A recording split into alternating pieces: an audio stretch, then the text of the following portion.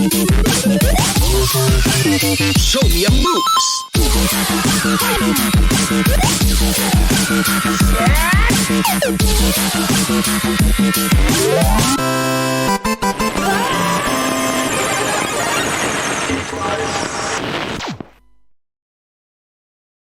And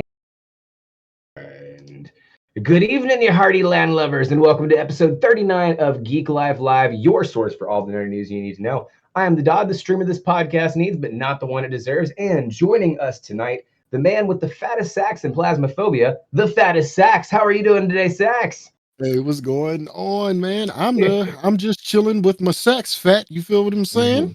Yep, That's yep. all.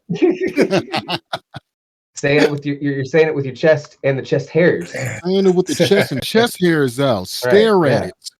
There you go. Enjoy it. You're welcome.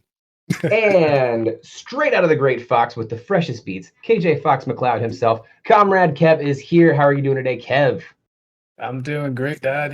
Just chilling, playing, and getting deep into some Mass Effects, and actually been playing a little Sea of Thieves.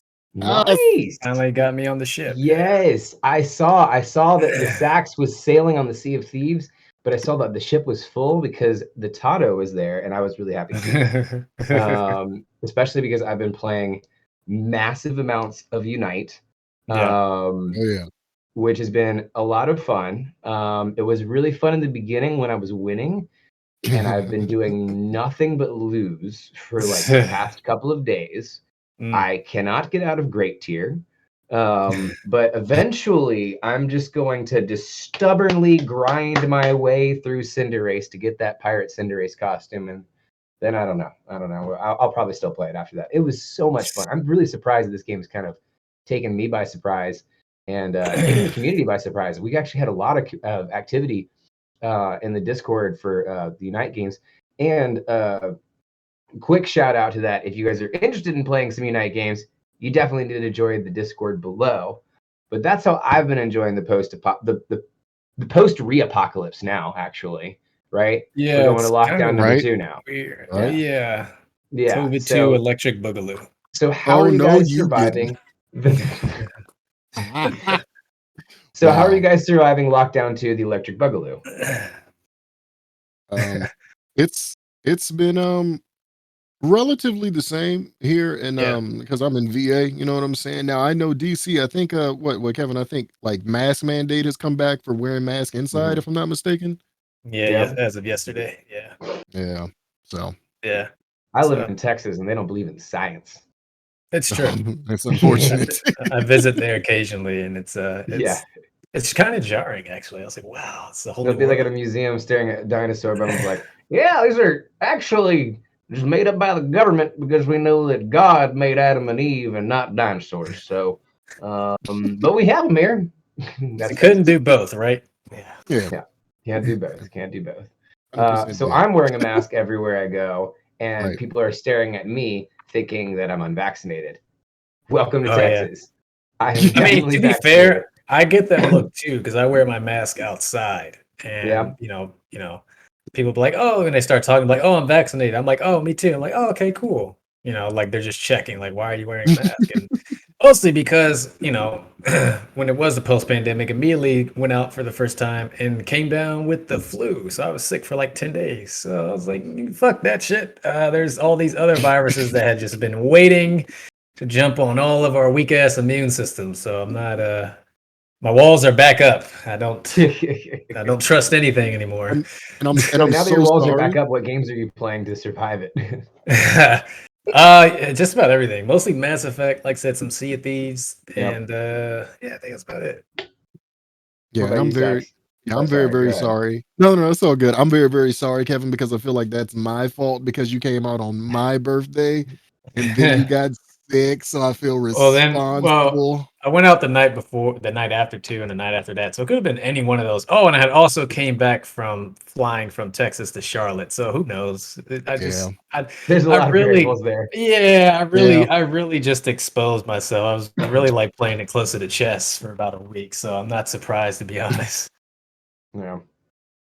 Well, shit happens. That's true. Sax, what have you been playing in the lockdown number 2? I have been I've been playing a crap ton of Sea of Thieves. It's been like an addiction, low key. Yeah. Also, Fantasy Star Online 2 New Genesis. I've been playing a lot of that as well. I Oh can't yeah, wait. In I've a seen couple of that. days, the new class is going to drop. The Braver. Get Yeah. ready, bitches. I'm coming. It's about to be real. That's all. But yeah, that's I've seen about it, that really. I've seen that notification pop up on my the corner of my screen that Fattest Sacks is logging on to Fantasy Star Online quite a lot lately. So I know it to be true. All right.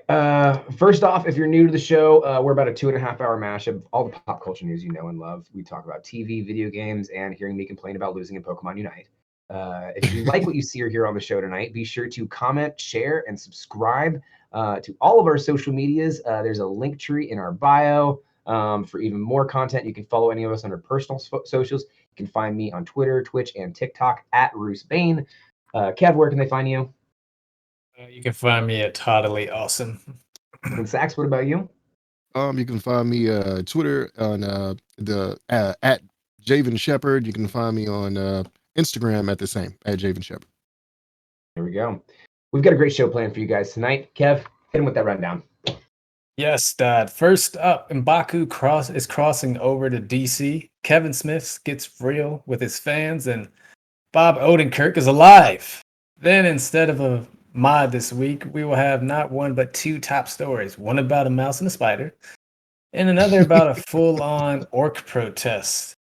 Then after our break, we will be diving into hacktivism or activism in the video game industry, and we will finish up the night off with our top 10 spaceships we wish to see explode with Jeff Bazeos still inside.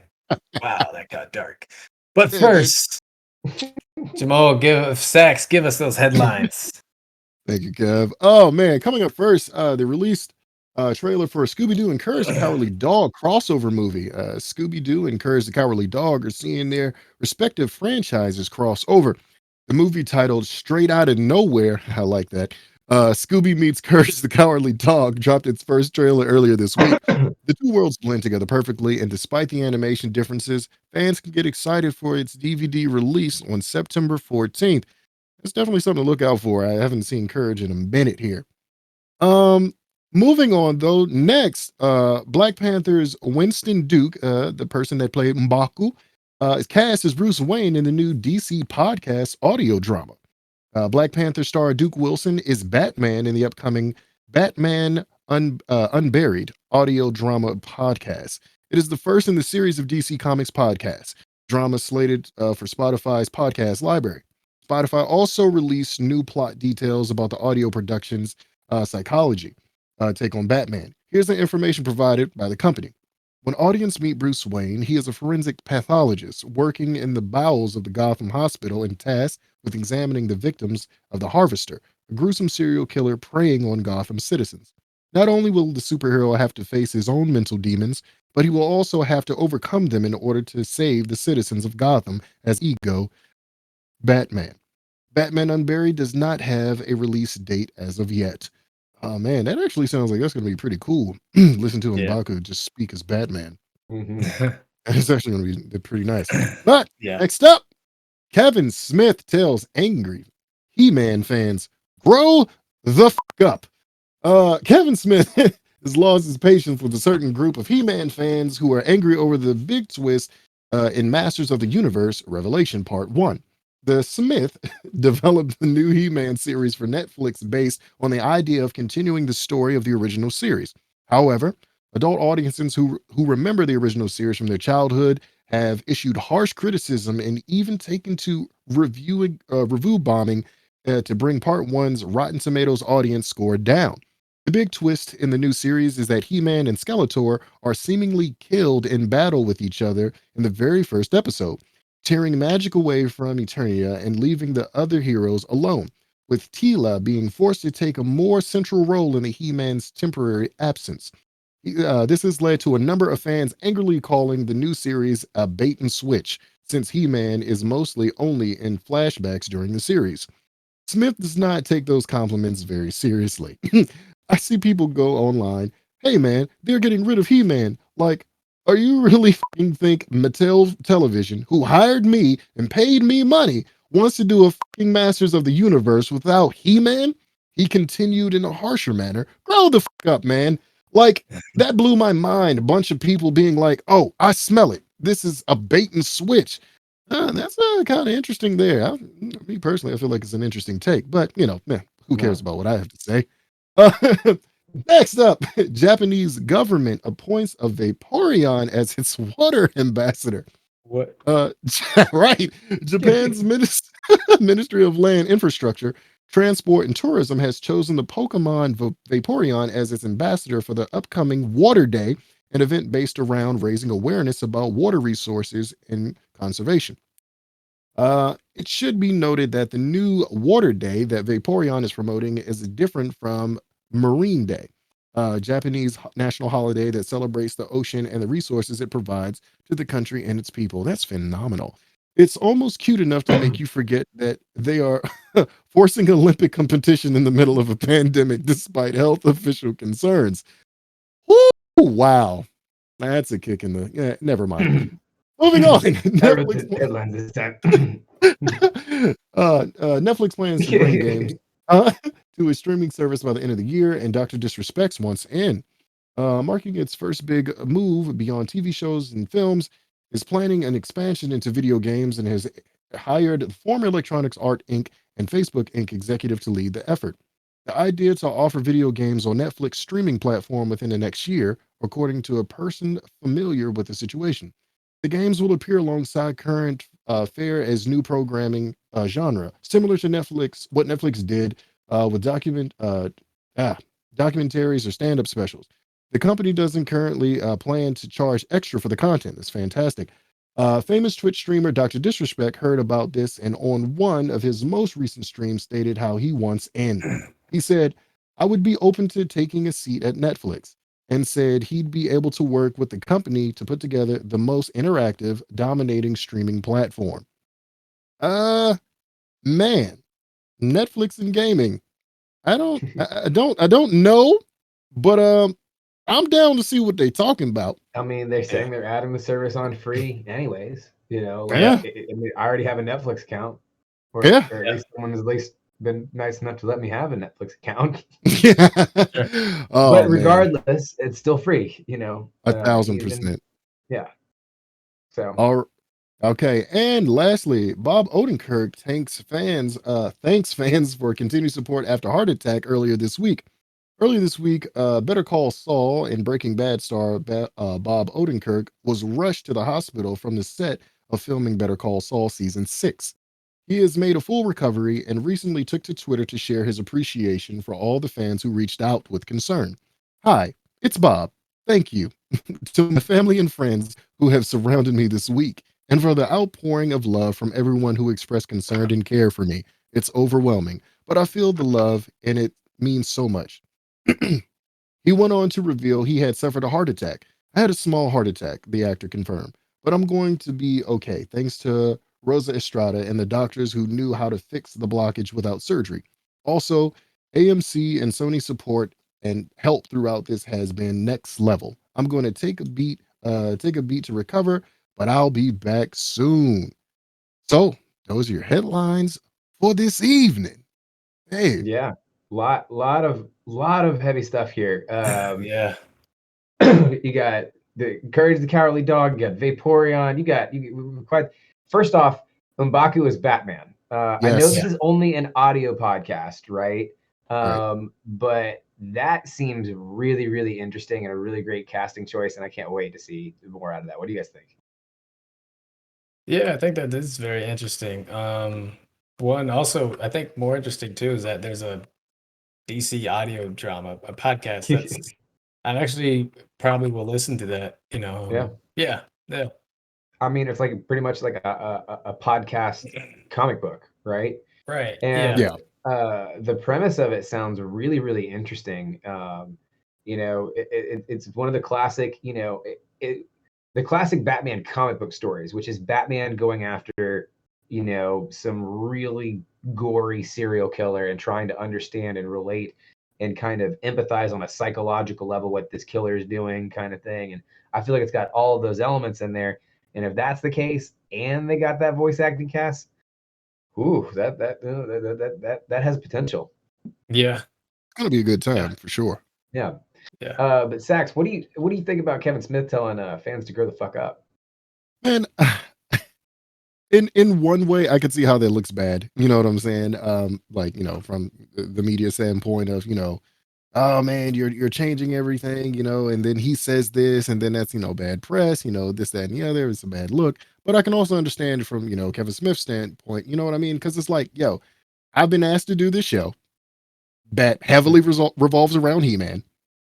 I took some creative license to kill him off in the beginning, supposedly. And can y'all just chill for a second? They're like, this is not real. You know what I'm saying? Like, grow the fuck up, essentially. I get it. You know what I'm saying? So, like, I honestly, I like the idea of bringing something back that's been old and something that was been treasured, and then throwing in a twist like that. Because I'm gonna watch it now. It's like, okay, what's going on? Why is he dead? What's happening? Maybe he'll come back. And if people just outrage, it's like getting a little of something and not getting the whole thing. And you've already judged the series based off the little bit. It's like, just relax, sit back, grow the fuck up, and enjoy the show. Anytime go ahead, Kevin. Go ahead. I was gonna say I never understood that, where people were like super ecstatic to have like a reboot of something, and then when it doesn't go exactly how it used to be, they're up in arms. Like, just watch the old fucking show then. Like, why are you like why are you're hoping for something new, and then you literally get something new, and you're like, oh no, this isn't how it used to be. I want it to be exactly the same. Like, I'm not a big enough He-Man fan to have strong emotions on this plot twist at the beginning, but I mean, I don't know. Review bombing something that's in childish. particular is childish, childish. and I think is spiteful and stuff like that. If you want to leave a review of something, leave an honest review. And if you genuinely don't like it, then maybe leave a bad review. I think that's fair. I think you should be able to criticize things. And honestly, it's stuff like that where people complain like, oh, everything's a reboot or remake, anything, nothing's original. Because when somebody tries to do something original, you shit on it. So, But then again, there are times where you can stray so far away from a character that you have changed into something, and you do kind of sour, or at least put a sour stain on the franchise. Martha, situation. No, I mean, yeah, absolutely. But that, I mean, like, as long as you keep like the integrity or something like what's important. Like, for instance, someone was like, "I'm going to do a Batman movie, except Batman isn't going to wear a mask." That just wouldn't make sense, right? But it is like so. But when someone like takes something into this creative direction, you got to like at least give them a chance to do it. Of course, there's been some shitty stuff, like The Last Airbender. Oh God, various adaptations, right? But it doesn't but again, that was like, those things are bad because the story's bad. The stories just don't make sense, right? Like the Batman versus Superman, like that's just a huge plot hole. Well, not, I wouldn't even say it's just lazy writing. Like that shit has nothing to do with necessarily integrity of like Batman versus Superman. It was just lazy writing. Like, the reason Batman's not going to kill Superman is because their mothers have the same name. Like, that's stupid. Yeah, I get it. And I don't know if this change in that is one of those, is such a crucial change like that, that it deserves any kind of reaction like that. But like, when I think of, especially when I think of review bombing, I think of people creating spam accounts and just putting 1 stars on there just to pull the Rotten Tomato score with the intention of just pulling the score down. Right. Yeah. And I feel like, you can have criticisms of a movie without being spiteful and toxic towards it. Correct. And I think that, I think Kevin Smith's point in his comment was like, you think Mattel is going to really, want to do a Masters of the Universe without He-Man, that kind of aspect. And like, so there seems to me, if the creator is saying stuff like that and being like, come on, are you really that dense? Then the series has to have some kind of indication that this is not a permanent state, or whatever the case may be, or He-Man's still going to be a part of it in some way, shape, or form. It's just a longer story to get there. And if that's the case, then that's fans not being patient. And I don't know. I don't know what to say about that. I was complaining a lot about Harley Quinn season 1 because of the lack of, really romantic entanglement with Poison Ivy, for example. And then that Yeah. it changed up in season 2. There was still so much of the franchise that I loved, and I stuck with it, and I was there. But I don't know. I think there's a lot of back and forth there. There's a reason for people to be upset about something, but to get toxic about it is a whole other level. Yeah. Right. No, exactly. I just think that I think you just gotta like give the creative a chance, right? Like Kevin Smith doesn't really miss too often. Like let it come out first. Like let it see it all the way through, and then you can judge it. But don't yeah. Yeah, it's childish. So the comment "grow the fuck up" stands because of the childish actions towards one episode. One episode. Right. Yeah, for real. Any other headlines that stuck out to y'all? I'm low-key really interested in the Scooby-Doo Courage the Cowardly Dog movie. Like, I wasn't joking. Like, I'm very excited because, like, growing up, I watched Scooby-Doo. I know Scooby-Doo is vastly older than me, but, Saturday morning cartoons, Scooby-Doo was one of the things that came on, Cartoon Network back in the day. Yeah, for sure. But also on Cartoon Network was Courage the Cowardly Dog. And I feel like two very different types of, cartoons, but they follow the same premise of two scared dogs. You know what I mean? Like them going together. I feel like it's going to be, I feel like I feel like it's a children's movie, but not really. You know what I'm saying? I feel like this is going to be very enjoyable for me to watch as, my age. I'm not going to say. No, I think so too. I think that the characters really match up well. They're both traumatized dogs, and as I said in one of my promotions on Twitter, I think and that has nothing to do with fireworks, so that's pretty interesting. I'm surprised this hasn't happened sooner, to be honest. Yeah. Right. Yeah. Well, that's not all of our headlines this week. We've got two really big stories. We've got so many headlines this week that we had to have two top stories this week. First one up is Black Widow versus the Mouse. Disney is being sued by Black Widow star Scarlett Johansson over the company's decision to stream Marvel blockbuster on its streaming service, Disney Plus, simultaneously with its release in theaters. The suit alleges that Disney breached Johansson's contract by forcing a foregoing exclusive theatrical release that she is now missing out on millions of dollars in compensation because her pay was partially tied to the film's box office performance. The lawsuit is especially sad and distressing in its callous disregard for the horrific, prolonged global effects of the COVID-19 pandemic, the company said in a statement, adding that Disney has fully completed with Johansson's contract on top of the $20 million Johansson received to date. Disney said releasing Black Widow on Disney Plus significantly enhanced her abilities to earn additional compensation. Disney Plus subscribers spent more than $60 million to watch it online, on top of its $158 million haul in the box office worldwide during its first weekend. But the film didn't have as much staying power with theatergoers in the subsequent weeks as previous Marvel blockbusters have, stoking speculation that the movie's online availability might have been weighing on demand to see the film in cinemas. So far, the movie has grossed over $300 million globally in theaters. Johansson's suit claims that over the course of months, Disney and Marvel largely ignored her attempts to have them right their wrong and make good on the promises they made her. So my first question is, does this make ScarJo the Karen of Hollywood, Sax? I mean, that's really funny to ask that. But I'm gonna have to say no. I don't think so, because if by contract, I mean, I don't have it in front of me, so I don't know what the initial contract between her and Disney were concerning, what they were going to do with the movie. If they breached the contract, then they breached the contract. You feel what I'm saying? It's like you got to, there's some accountability that's got to be taken. And if I read something not too long ago that they like you have here, it's like over the course of months, she waited for them to try to work this out. So I'm sure, Marvel's lawyers, Disney's lawyers, and her lawyers definitely tried to come to some type of compromise. And it wasn't just straight out, I'm suing Disney. You know what I'm saying? Yeah. But actually tried to come to some sort of agreement, but she was ignored.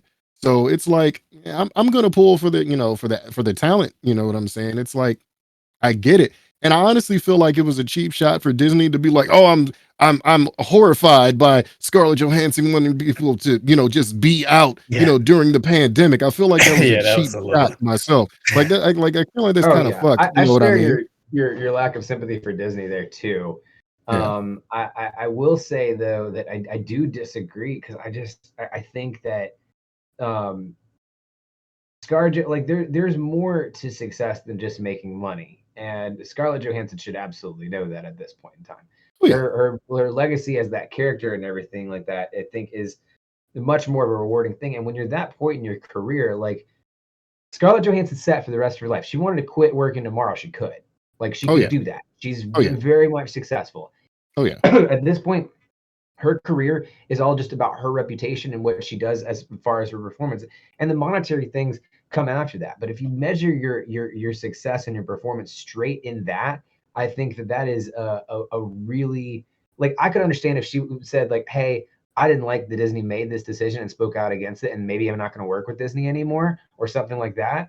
But to kind of take the financial route of, I didn't get, because there's millions of people across this country who have lost their job because of this pandemic. There's thousands of people who have become unemployed, and you're we're all in this together, Dad. Because you and you're gonna sit there and twist Disney's balls because you didn't get the top dollar out of your movie. I think that's bullshit. Is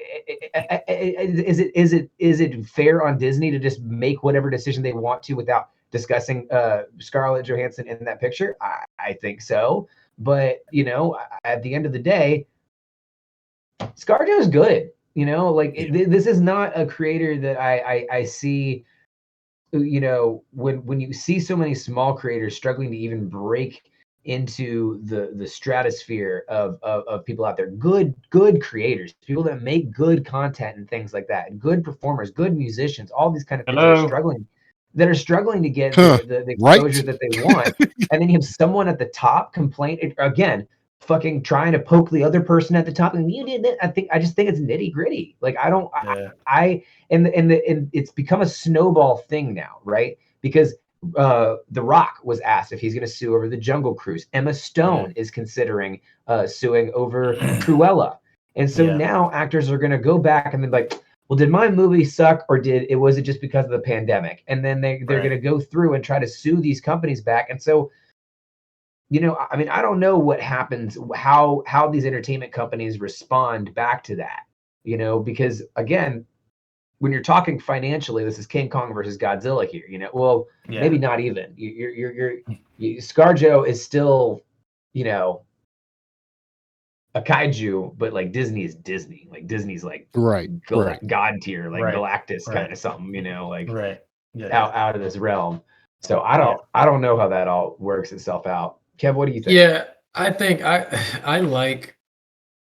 always like, what are we doing? Like I don't understand. Okay, if we're talking contractually, right? Like if there was somewhere in the contract where they said that no, this wasn't going to go to stream, yada yada yada, you're going to get this kind of kickbacks, whatever.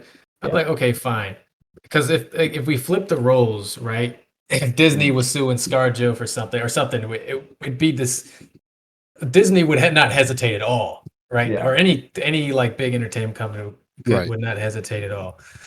But my thing is that I think I feel like she had to have known this, right? Like they had been like it's not like they just did this like the weekend at the box office, right? They're just like, oh, we're gonna put it on stream like the day up. Like this had been in works for a while. I think like you said, they for sure were pushing for a completely theatrical release, but at the same time, like I think a lot of this is influencing by not meeting the expectations of the numbers that they were hoping to see. And then like I think it's just weak on both sides, to be honest. I think it's weak for again, depending, I don't know all the details of the contract, but depending on what was in there, for for a lot of these actors to go and start nickel and diming because of this is just the reality we live in. I'm sorry, not to go on a tangent, but we're visitors here. This is like COVID is a fucking real thing. That Scarlett Johansson can do this, but like this taco truck down the street can't sue anybody because they lost their entire business. I know, but then it pisses me off. Disney comes back like they fucking care about people. Yeah, right. And they just laid off like 3/4 of their workforce across all the part. Like, get the fuck out of here, Disney. Like, right. You know. About any. Like that's bullshit to me. Like, so at the Disney park right. And again, that just and again, Don, as we said, the revolution is going to be televised, right? Because at the end of the day, who are they trying to win over? The people. That's why Disney went towards. They tried to appeal to the hearts of the people that actually pay for this shit to go down in the first place. If no one watches it, Scarlett Johansson isn't acting, and Disney isn't a multi-billionaire corporation. That's just the bottom line. That's why Blockbuster doesn't exist anymore, because everyone said, "Fuck those late fees. I'm going to Netflix."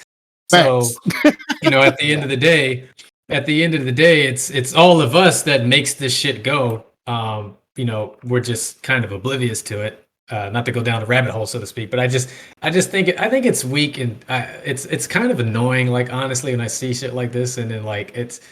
Like, I don't care. Like, it's fucking rich people arguing over who should have more. Like, at the end of the day, that's what it's really come down to. I get it. And I think where I was coming from in the argument was that, like, based strictly off of whatever the contract said. Right. If we're going to get legal about it, Disney, if you said you're going to pay ScarJo this or you weren't going to do that, then just fucking honor the contract. And if it wasn't or whatever, if you didn't read it or if you didn't fully understand it, then that's on you and your legal team too, ScarJo. That's just it. Yeah. It's at the end of the day, it's petty. Go ahead. Yeah. No, I'm done. At the end of the day, it was petty. That's all. Yeah. No, I think someone who, if anyone here, I think everyone here has worked under a contract at some point, probably. Yes. But okay, so like we all agree on the aspect of like you should honor a contract that you make with a business partner, especially if you're a company that's a lot bigger. Like, you should be honoring the little guy, right? I'll fight for that fight every day of the week. Scarlett Johansson is trying to pretend that is this situation too. Like, she is doing that same ploy that Disney is doing on the other end. And I fundamentally, like, everything you're saying, Sax, I absolutely agree with, especially on the contract worker side of it. You should absolutely acknowledge and honor the contracts that you have there. From the stuff that I have seen, and I could be wrong about this, from the stuff that I've seen, it has been strictly, her claim is that she did not get as much performance, that her compensation was a lot of it was based on its box office score, and this hurt its box office score. And not necessarily that it was like they had to show it, like the theater threshold that they had to do. I believe Disney still followed up on that. They said that it had to be shown in a country, it had to be shown to a mass audience, which included this amount of the theaters, and they met that threshold. Now, if it had done better in the box office, I mean, that is a fair argument to say that it didn't because of video on demand. And then I think the best way to do it is to correct the compensation based off of the Disney premiere as well and include that in. I think that's the fair compromise here. Yes. Yes. Because I think that when you read the numbers all together, the movie was really successful.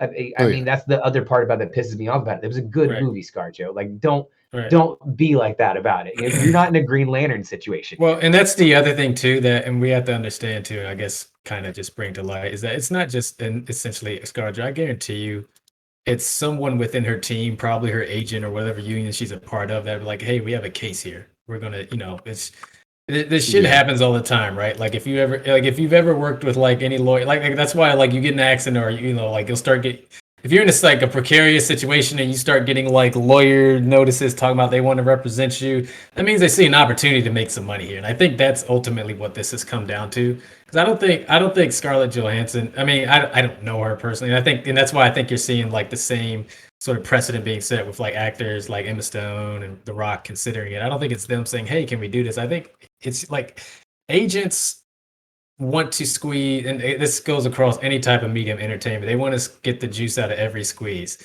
and ultimately what that means is, above everything else, the dollar comes first, even at the sort of compromise at the integrity, right? Unless the integrity interferes with the image that will, ultimately compromise to them making or conflict with them making money. So I think it's a whole mixed bag. I think it's silly. Like I think it's dumb at the end of the day. Like like you guys are fine from a bigger picture standpoint. I just think it's like, I think we need to watch this story, and I think the story is really important to look at because how the trickle down happens after this, I think, is really important.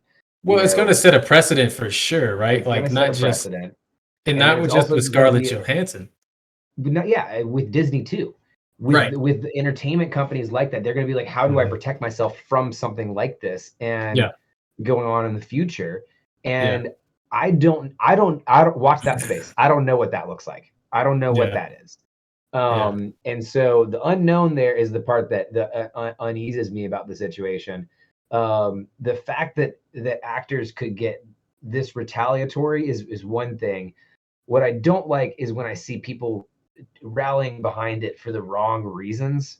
Because again, I do think that ScarJo is trying to make this out to be like, this is the working man versus the big guy kind of thing, and Scarlett Johansson's not. Oh well, they both are, right? They're both trying to appeal. Yeah, it's petty, both ways. It's like watching a political. It's like watching a political debate. Right. Like, dude, just tell me you're gonna fucking keep the machine going and you're gonna help people. Like, let's just say I get really scared of it going around one person.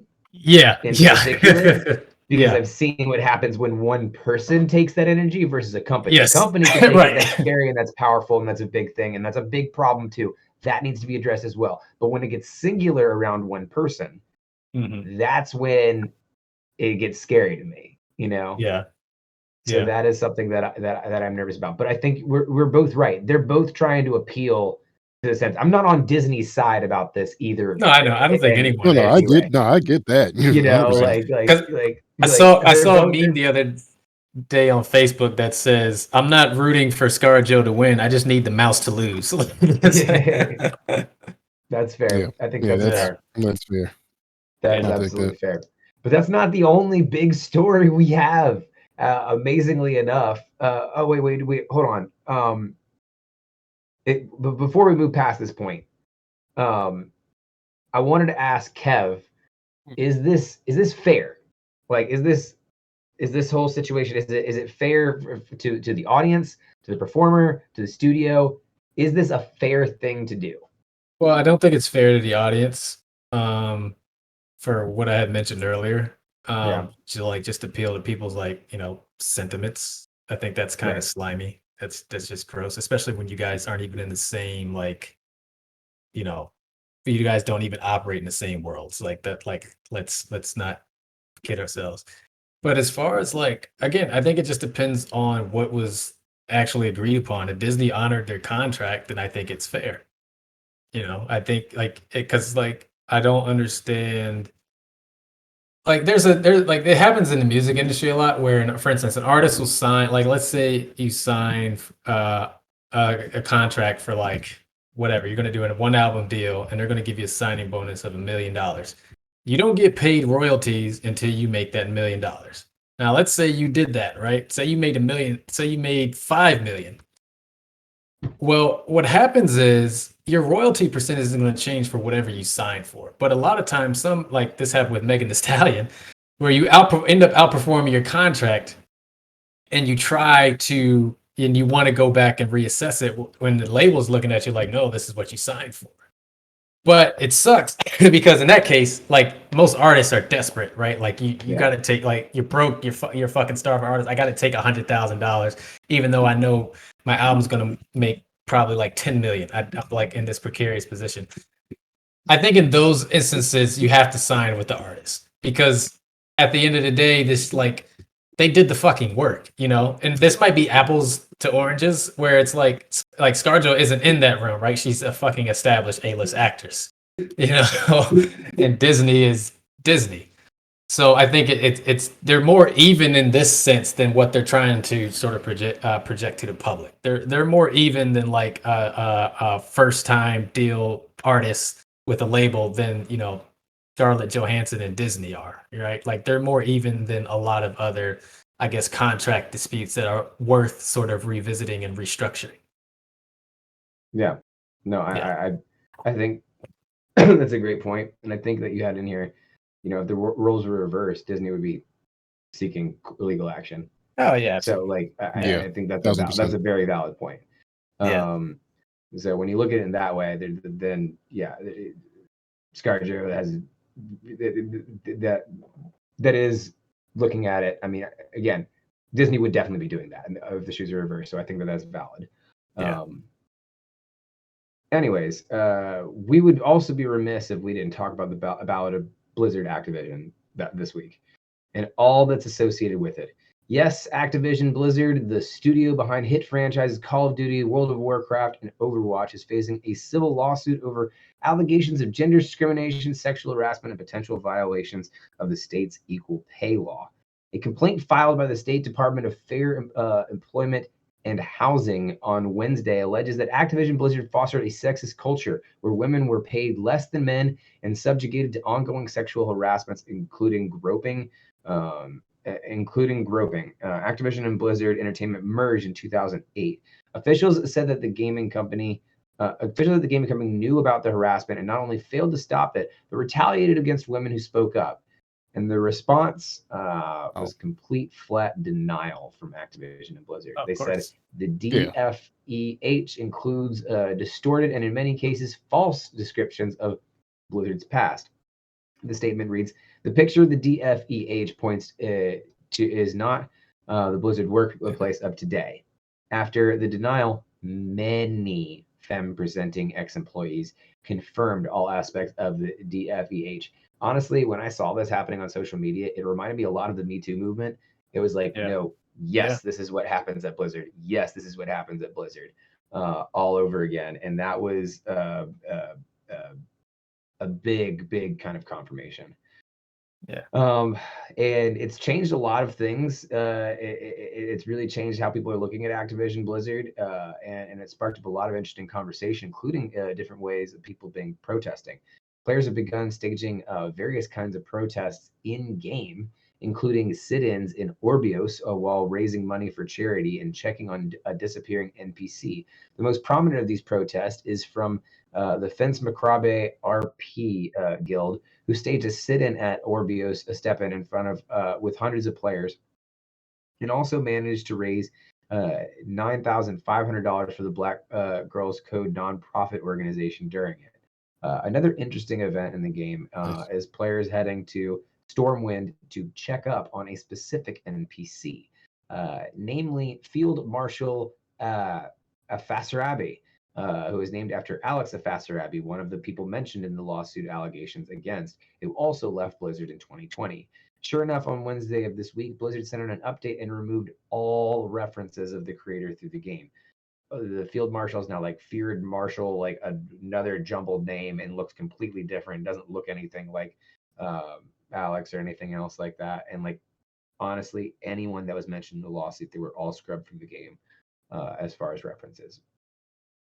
This had a huge moral impact on the company as well, as one should expect. Development on World of Warcraft has effectively ceased due to the upheaval. Activision's response to this is currently taking a group of world-class developers and making them so mad and traumatized they're rendered unable to keep making a great game. I find Activision's corporate response wholly unacceptable, and I don't stand by any of it. It's evil to usurp a victim story into a rhetorical bludgeon, and it's abhorrent to reply to these accusations with anything other than a well-thought-out plan to correct these abuses. First off, what are y'all's initial thoughts on all of this? Because it's quite a mess. Yeah, it's kind of it's definitely a shit show right now, and Blizzard Activision's camp with everything that's going on, and the thing that makes it really bad is the denial, like not saying anything or fessing up or owning up or coming clean, because in those cases you can save face for the company by outing the issue, by outing the problem, but for trying to sweep it all under the rug and act like it doesn't exist and continue to, participate in practices, the sexual harassment, you know what I'm saying, the not equal pay and all of this, that, and the other, which is complete bullshit. It's like if I do the same job as you at a starting level, the exact same responsibilities, we should be getting paid exactly the same amount of money. because we are doing the same exact thing. You know what I'm saying? So like it's gender, that's race, everything. That doesn't matter. I don't care. It's like I'm saying, we're doing the same exact job. So like it's just not a good look. Like it's really jumbled. Yeah. Unless it's selling scented candles, in that case, you should pay gay people more because you're definitely borrowing a lot of skill sets from them. I cannot. You're borrowing just a little bit of the gay. Just as one particular situations, I think. Damn it, Dodd. God damn it. God damn it. Yeah. I think it's absolutely abhorrent. What's come out, and I as someone who lives in Austin, Texas, and knows people that worked at Blizzard, I've known this to be true. Like they're whenever I hear about the toxic gamer culture, the Gamergate culture, the fucking scabby incel culture that's just fucking toxic as shit. It's Activision Blizzard, and I know people that work there that like. I knew a girl that worked there that didn't want to move up because of the boss that she would have on the upper level, and she wanted to stay on the phone so she didn't have to go work for him. And I was like, why don't you go to a different job? She's like, well, I love video games. I don't want to work at Activision Blizzard. I was like, that was crazy to me, and I thought that was just like one experience. Like I've had a shitty experience working for Google. Not everyone has had a shitty experience working for Google.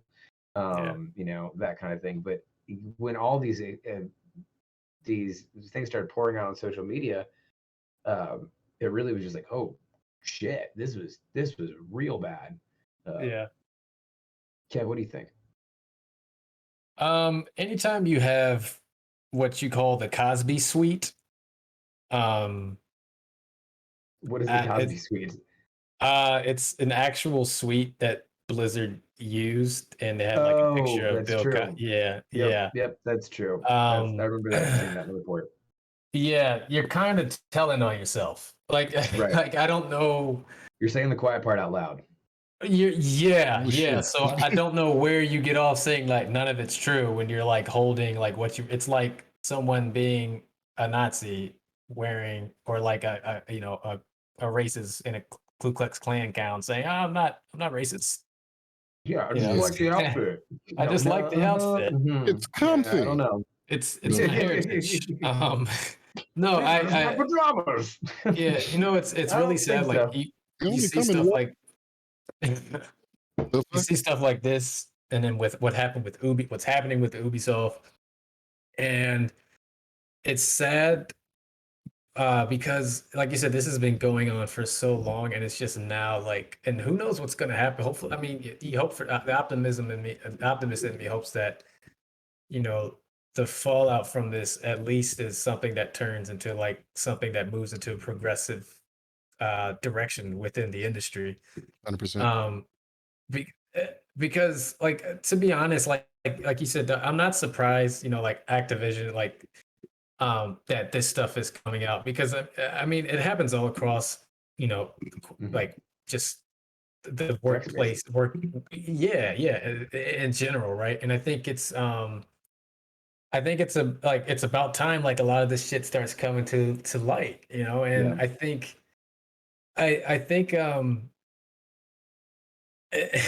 I don't mean to make light, but honestly, out of all, I'm not surprised Activision at all. Like, if you've been in a Call of Duty lobby, I'm sure that might be how the workplace is too. Just to put it out there. But if there's if there's smoke, like at some point, there's so much fucking smoke here, like it can't all be false, right? And even if a minority of the claims are true, even if like a small percentage of the claims are true, you're still guilty. Like at the end of the day, like, so how can you like try and exonerate yourself? That's the thing. Like, I know someone says like, oh, well, if you hire like the best legal teams and yada, yada, yada, you look guilty. No. You look guilty when enough people come after you. Like, somebody has to be telling, like, not everyone is lying. Like, yes, of course, you're going to have people that are going to lie or whatever, try to sensationalize it. But a lot of it's coming from real, actual accounts. And there's those real actual counts that we have to listen to, no matter how small, no matter how few. And in this case, it doesn't seem like it's that few. Right. So I think it's like, and you're seeing, and I'm hoping that this is something that this sort of just sets the precedent where like you're starting to see where a lot of coverage for these games, like within, I think even the esports space, they're not covering Blizzard or Activision games anymore, at least not right now, because it's some of them are trying to stay in the solidarity, and the other one too, it's like, it's not something you want to be around or associate yourself with, and for good reason. Yeah, that brings up an interesting point, because like Savage was saying in chat here, I think staging a Blizzard protest on a Blizzard subscription game is like protesting Chick-fil-A while sitting in their drive-thru. Right. And I think that that's a fair point.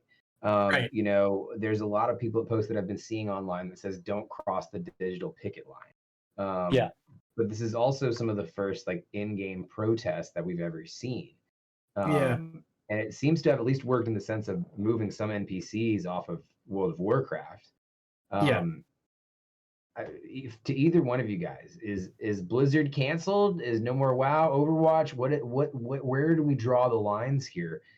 As someone who wants to help and wants to be on the right side of history, like what, I think like, go ahead. I hate using the word canceled, and it's not because I think it's just mostly because of the stigma around it, and it's not for lack of what it's actually supposed to represent.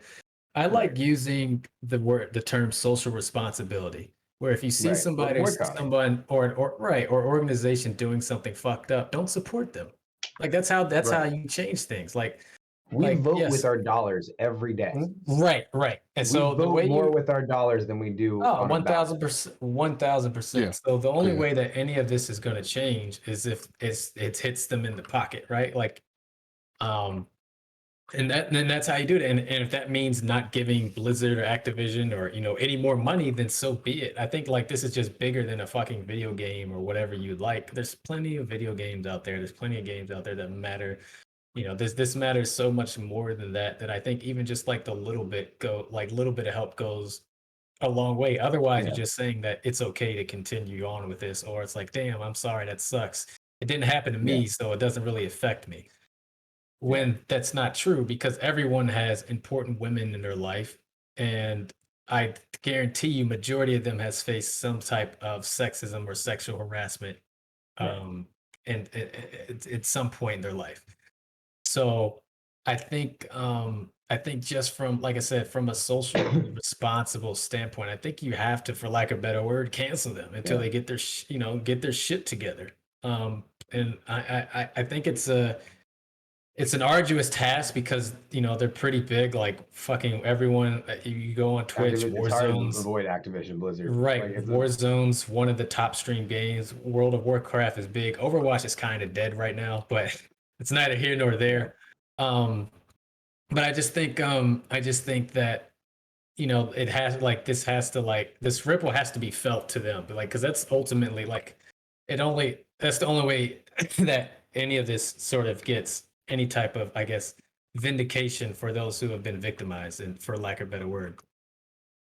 Yeah, no, I Zax, what do you think about it? Do you think that that in order to really kind of stand with these claims, the best thing you can do is to not play these games, or is getting involved in these games, like what some of these in-game protests to do, the best thing to do? What do you think? It's honestly, I think it's a little bit of column A, a little column B. I mean, it's kind of like the whole thing when you want to talk about what do you do with the subscription. It's like when the whole Colin Kaepernick thing, when Nike signed him, people were burning stuff from Nike. It's like you already own it. You know what I'm saying? Like you already own that. If you don't like That's it, true. Just don't get anything else from them. You know what I mean? Don't give them more money. Yeah, it's like I already own Overwatch. You know what I'm saying? It's like I already own like all these other Activision games.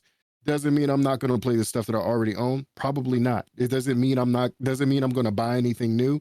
No, I'm not going to buy anything new because they have a problem that they need to fix. I saw a story like this a couple of months, like maybe a month ago, but Frito-Lay Corporation, it's like there was claims there's two workers, like somebody dropped dead on the assembly line, and they asked the workers to move the employee so they can fill the spot again and keep doing what it is that they were doing.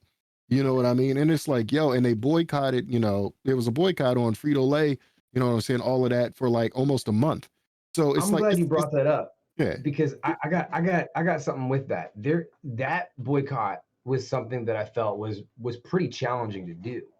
And the reason I say that Doritos, is because Frito-Lay, well, not only that, just Frito-Lay has their stake in a lot of different shit. You know? Yeah. And there could be an argument that boycott in a way was a classist privilege. That only certain because what Frito-Lay had was the cheapest products out there. You know, stuff that almost everybody had access to. And maybe you couldn't spend $1 more on the fucking other chips that are out there versus the Frito-Lay ones because you got 8-9 kids to feed or something. I don't know what the situation is. But I think that so what I'm trying to establish there is I think there is a threshold, right? Especially when you get to these big oligopolies. If something happens with Disney, like it's gonna be really hard to avoid everything that Disney fucking touches. Exactly. Right? And certain ways of that. And I think that the higher the oligopoly, the higher the classist privilege it is to be able to really ethically be able to boycott those things. But when it comes to stuff like video games, I think that one is one that it's more doable. More doable because it's not you eat, that's a necessity. You need to eat, you know what I'm saying, like and you have stuff like that's available at a price, you know what I'm saying. They'll get that. You don't have to play video games, you know what I'm saying, like, so it is what it is. But as far as them being canceled, like, yeah, man, it's like for right now, and like Kevin, I hate canceled. Like I'm just I don't rock with you right now until you fix what you need to fix. I like saying it better. You feel what I'm They've got to be saying? held accountable. 100%. You got to be held accountable. I think canceled is, instead of saying canceled, you should say no. They need to be held financially accountable. 100%. Because if they fuck up if they say, hey, you know what, we fucked up. That entry there was really fucked up. We're gonna dominoes this situation and fucking revamp our entire culture and see how we do on the other side. I hope you'll be there with us on that journey. I can at least wait to see what happens on the other side of that. Right. You know, but you have to at least make the door.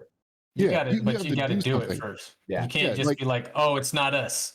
No. That's, I mean, it's like here's the thing. Like I understand that it's the people within the organization and not the organization itself. The organization is an entity that's run by people. You know what I'm saying? So it's people with Tracer didn't do this. However, like Blizzard didn't do this. Activision didn't do this. Overwatch didn't do this. It is the people that worked with inside of these companies that did it. But they're people that are so high on the echelon level that you represent that. You are attached to it. So that company takes responsibility for your actions or lack thereof. So absolutely, it's got to be taken care of. Like you said, accountability. And like I'm saying, it's like Blizzard definitely needs to be held accountable for the wrong that has been done. And there's many ways that they can do it. But one thing that would get the attention is a slowing down in revenue, 100%. Like, for sure. I think though, one thing that is interesting about the in-game approach though, is that it is a much more accessible way to show populace, especially in something like World of Warcraft, where all these people can join up. You know, there is something to be said when you see a large amount of people and you can visually see a large amount of people support these things. You get it on petitions when you see a certain number next to it. These many people have signed it. But I think we can all agree, seeing 5,000 people signed this versus seeing 5,000 people on a stage or something like that in a field has a different effect, right? Protesting matters. And yes, and protesting matters, and having your voice matters. And so in some ways, these digital events could allow for people, especially even in a pandemic, to go out and show and force and to speak their voice. I mean, one of the things that happened when Alex Asagavada was removed for a good amount of time, a lot of people posted signs right above it, like a tombstone of like a grave kind of thing right above it, kind of, and it was just at least one kind of internet way of like showing like we recognize what's going on here, and there was like a force and like a visual aspect to that. And so I think that there is something that can be said about that aspect of it. But outside of that too, I do have to go back to Savage's metaphor of like protesting Chick-fil-A while sitting in the drive-thru. You know, I think that you can protest Chick-fil-A while sitting in the drive-thru. You can. You just got to be doing it in a way that's effectively getting your message across. You got to be, I guess, clogging up the drive-thru or right, 100%. ordering something and then being like, I want to return this. I don't know. That's not probably. Don't do that. That's a dick move. Sitting in the drive-thru. It's not the employee's fault. But I don't know. Sitting in the drive-thru while eating a Popeye's chicken sandwich. Right. That is so disrespectful. That's hilarious. That's how you do it. Like here's my thing. Like right with what you're talking about. It's good to have the in-company representation of I'm against what the company's doing. So it's good to have that. So it's good to have the people who have an Activision platform that do protest, because that'll make the people who are running the servers and things like that see it's like, oh man, these people are doing this, that, and the other within the game, protesting what's going on. And somebody, it might spark, see, if you could just get one person to feel some kind of way within the company because of what your players are doing, that's a step in the right direction. But it obviously needs to be an outside force too of protest, obviously. But the inside that's big. That's humongous, actually. Yeah. It speaks volume. I think that's because like if you think, because like when I was talking about that threshold earlier of like it becomes like a classist privilege kind of thing to be able to protest these large companies. Like, what if we get to like a Ready Player One kind of atmosphere? And what if being able to show up and protest digitally is our only accessible way to do that? There could be a point where we get to that. And I think that I don't think we're right there right now. I think that being in the World of Warcraft server, you know, I mean, again, it could be back to what Sax was saying earlier. You could have already bought the shoes. I'm not going to burn my Nikes, you know, like if you have the subscription already, you might as well be there and show up in force and do those kind of things. Right. But on the other end, you know, maybe you can't go out and protest. Maybe you want to be out and like just be picketing outside of Activision's things, but you can't. So you're doing it in World of Warcraft. I don't know. Right. No, and I agree. I think there's multiple ways to show solidarity. I just think at the end of the day, you gotta be able to protest all at the same time, making sure that it's making an impact and that whatever you're protesting against is being felt. Like you said, yes. If you're gonna protest Chick-fil-A by waiting in the drive-thru, don't get a Chick-fil-A sandwich. Just sit there and, you know, clog up operations. That'll be one way that, you know, you can sort of voice your displeasure with how their actions are. And I think that's what they did in the protests within World of Warcraft, and because you saw it with them removing what's his name.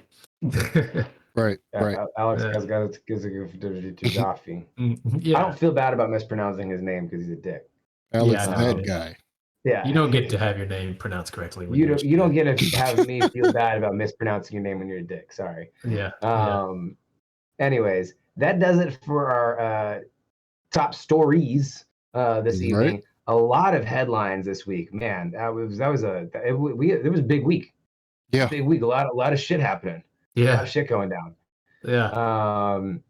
But don't go anywhere. We're gonna take a quick break, but we've got after the break, we've got the deep dive, which we're going to be talking about activism in video games, playing off of a lot of our last story that we just talked about. And we're going to finish off the night with our top 10 greatest spaceships of all time. So don't go anywhere. There is plenty more Geek Life to come. Shout out to Nibs Play Games for showing up here. Caperdoodle, Littlest Nelly, Savage for hanging out with us. We will be right back. And we'll see you guys in 5.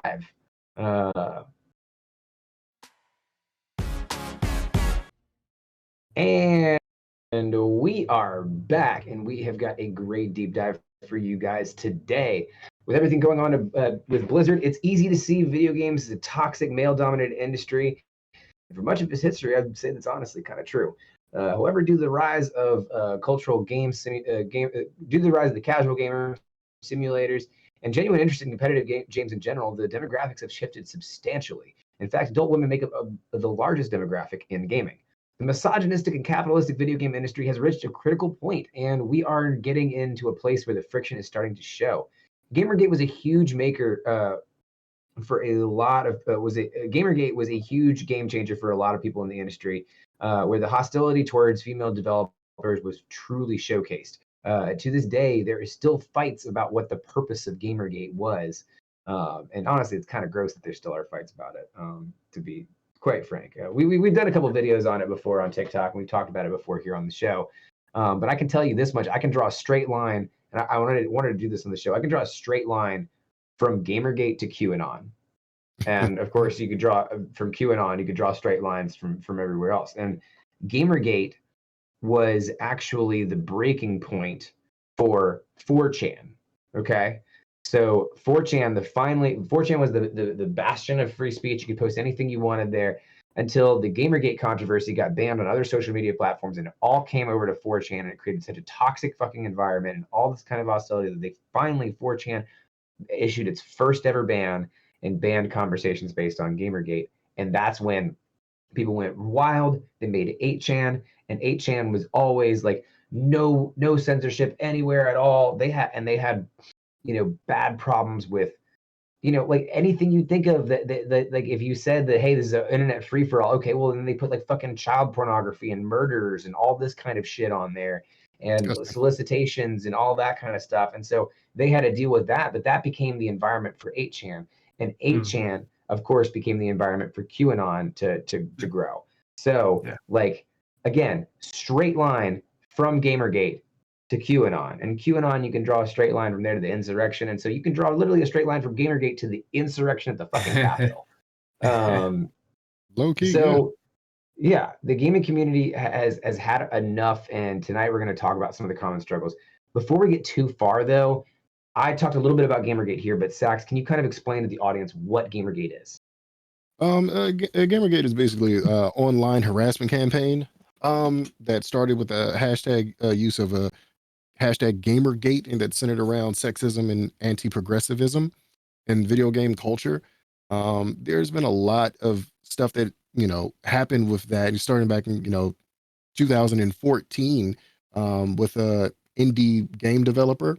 I believe her name is Zoe Quinn, and she had developed a game called Depression Quest, and it dealt with experiencing depression, and going through different scenarios, not your typical run-of-the-mill run and gun type of video game situation, kind of like taking some of the things from her life. And then there were so many people that got on and just completely trashed and disrespected her, like concerning the game, all the way up to death threats, rape threats, and all of that. And that's not a good look at all, and unnecessary. And this is, how Gamergate came to be, and how it got its name was it was solidified by actor.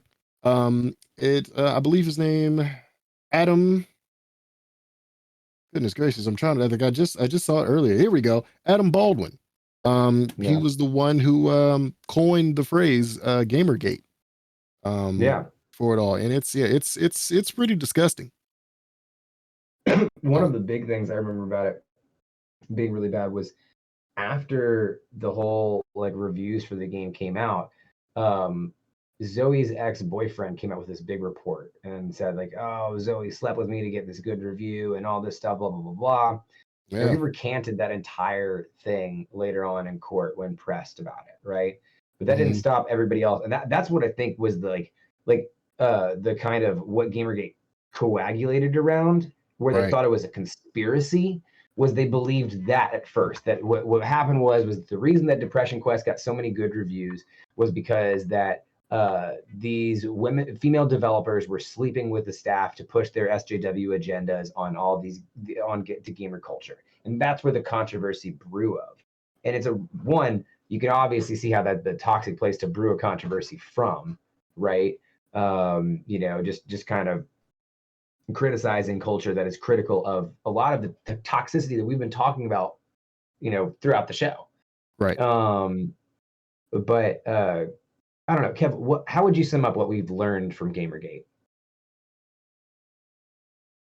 That there's a lot of sad, bitter, disgusting people out there. Yeah. And I think, it just shines a light on what we were talking about earlier, that, this industry still isn't a safe space for women, for, people of color, people who anybody who's not, heterosexual.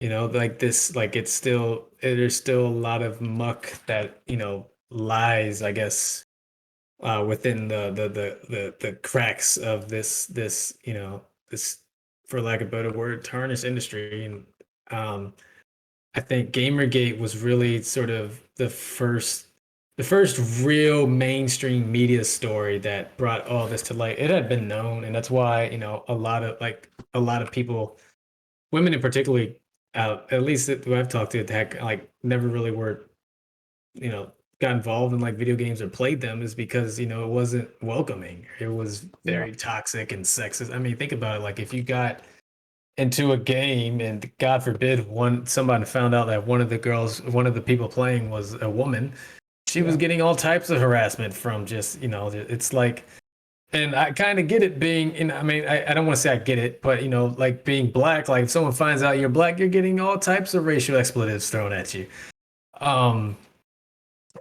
And so I think this just really, I think this was something that, that a lot of us kind of knew, I guess, in the back of our minds, but when it really like when they started sort of coming together and calling themselves Gamergaters and all this stupid shit, it really gets kind of scary, because you're like, one, you don't know who these people are, but they do have some type of influence, and I mean influence in a way of like creating an arena environment that isn't safe for people like Zoe and Brianna Wu and people who were directly affected by Gamergate. Right. Yeah. No, and I think that, like Zoe came out after all that stuff happened. It really kind of addressed the public, and like it kind of like made like what I would describe as like kind of like the manifesto of like the sexual toxicity of the gamer culture. And the thing that's just so disappointing about Gamergate is, to me, it seemed like Zoe was trying to start a movement and trying to be like, hey, we can learn from this whole situation here and maybe try to make it better. But the gamer community said, fuck you, no, we won't. And like, it was kind of like a failed movement in a way, is how I look at it. And so that's what's kind of stings about Gamergate, is it's because it's kind of like when we tried to make progress and lost. And so that's the part that, to me, when it comes back up, it's like, it's the same feeling that you see with like the military industrial people that are like, oh, America's the greatest, we're the greatest country in the world, we spend so much money on our defense. And like, well, what about Vietnam? Like, oh, that's different. No, like, they lose all their whole situation when you kind of point out one crucial flaw, kind of thing. And Gamergate in assess is pointing out the Vietnam part, I guess. It's pointing out when, like, it points out that progress, it really drives the nail home. I guess there's plenty of things that do, but it drives the nail home that progress isn't a continually trajectory upward, right? It falls, it goes backwards, plenty. And you have to pull it back up, and you have to see if you can pull it back up higher than it was the first time. But sometimes you might not even get there. Like, I feel like Gamergate was one of the things that cost us G4, because when that happened was right when G4 was going out too. And a lot of those people that were being targeted on there, because they spread from, we're not just doing this to Zoe, Aisha Tyler. Remember Aisha Tyler? She was all over everything. She was all over G4. She was a big nerd. She was targeted in Gamergate big time. And like she does her own thing now, and she does different stuff, but it's not what she used to do. And I don't blame her, I don't blame her one bit. 100%. No, go in any I guess woman in gaming like comments on Twitter or Instagram, and it's fucking vile. Like, just like, and I get it. It's like, and that's something that none of us here will ever understand, right? Because like we're dudes. We don't worry. At least me, this is just me speaking for, I guess, most guys, but I don't walk around the streets at night worried about someone raping me. Like, that's just not a thought that ever crosses my mind. Right. So like, I can't even like fathom what that must be like to get that sort of vitriol on a daily basis just for existing. And having a voice for your passion. You know, like it's fucking crazy. Yeah. Yeah. I mean, when people can hide behind digital avatars, they'll say whatever the fuck they want. Right. And you don't know how many are benign or how many are like, if someone really had the opportunity to take action on those words, like you can't take that risk. I mean, honestly, after January 6th, like it's even more so. Yeah. Right? Yeah. Because we've seen that like there can, like, it used to be where you could brush crazy bullshit off on the internet, but at one point this fucking year, crazy bullshit on the internet manifested itself into a real fucking thing. Yeah. You know, and and I know I'm the one talking about it. Y'all the one that fucking live in DC. Y'all are there for all that craziness. Yeah. You know, like so to me, it's even more consequential now. You know, little as Nelly is in there, was like, yeah, I'm glad. That's why I'm glad Unite doesn't have in-game voice chat. We got voice chat when you're here with the nerd herd, but if there's anybody in the nerd herd that's being a racist or a homophobe or a fucking misogynist or whatever, you talk to one of us and we'll boot them the fuck out of there. We don't have that privilege on the internet, you know? Right. And on these the worldwide internet. These people that were active in Gamergate they were actually pretty malicious too. And I was saying not just the threats, you know what I'm saying, just the chatter. People were getting dedoxed. You know, people were getting their email, their personal living addresses exposed online. Yeah. Like people had to flee their homes because of that. You know what I mean? So yeah, man, like how you said earlier, it is a direct line from Gamergate to QAnon for sure. And directly how what happened on January 6th happened. Yeah. You know what I'm saying? And like so, that's exactly. And so when people like brush off stuff like this as something small, we brushed this off in 2013. And we brushed it off even up until, like, I remember when we were talking about it even on this show, and we were talking about it like a kind of a historical kind of thing.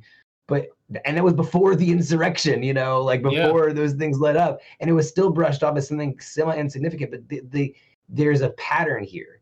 You know, and as we said before, progression is not always an upward trajectory. It pings back. Well, this is one of the times where it pinged back, and like we didn't realize how far it pinged back. You know, and that's what's scary to me about Gamergate is we didn't realize how far back it went. You know, people claim that Gamergate was about video games pushing a feminist SJW who want to ruin video games, and that they are pushing the reporters out of the industry. And that by pushing reporters out of the industry, that they won, but this problem still persists today. Are Gamergate stands so entrenched in gamer culture that they can't be removed, Stan? Or Zach? Stands, they call you Stan. Stan. American Dad.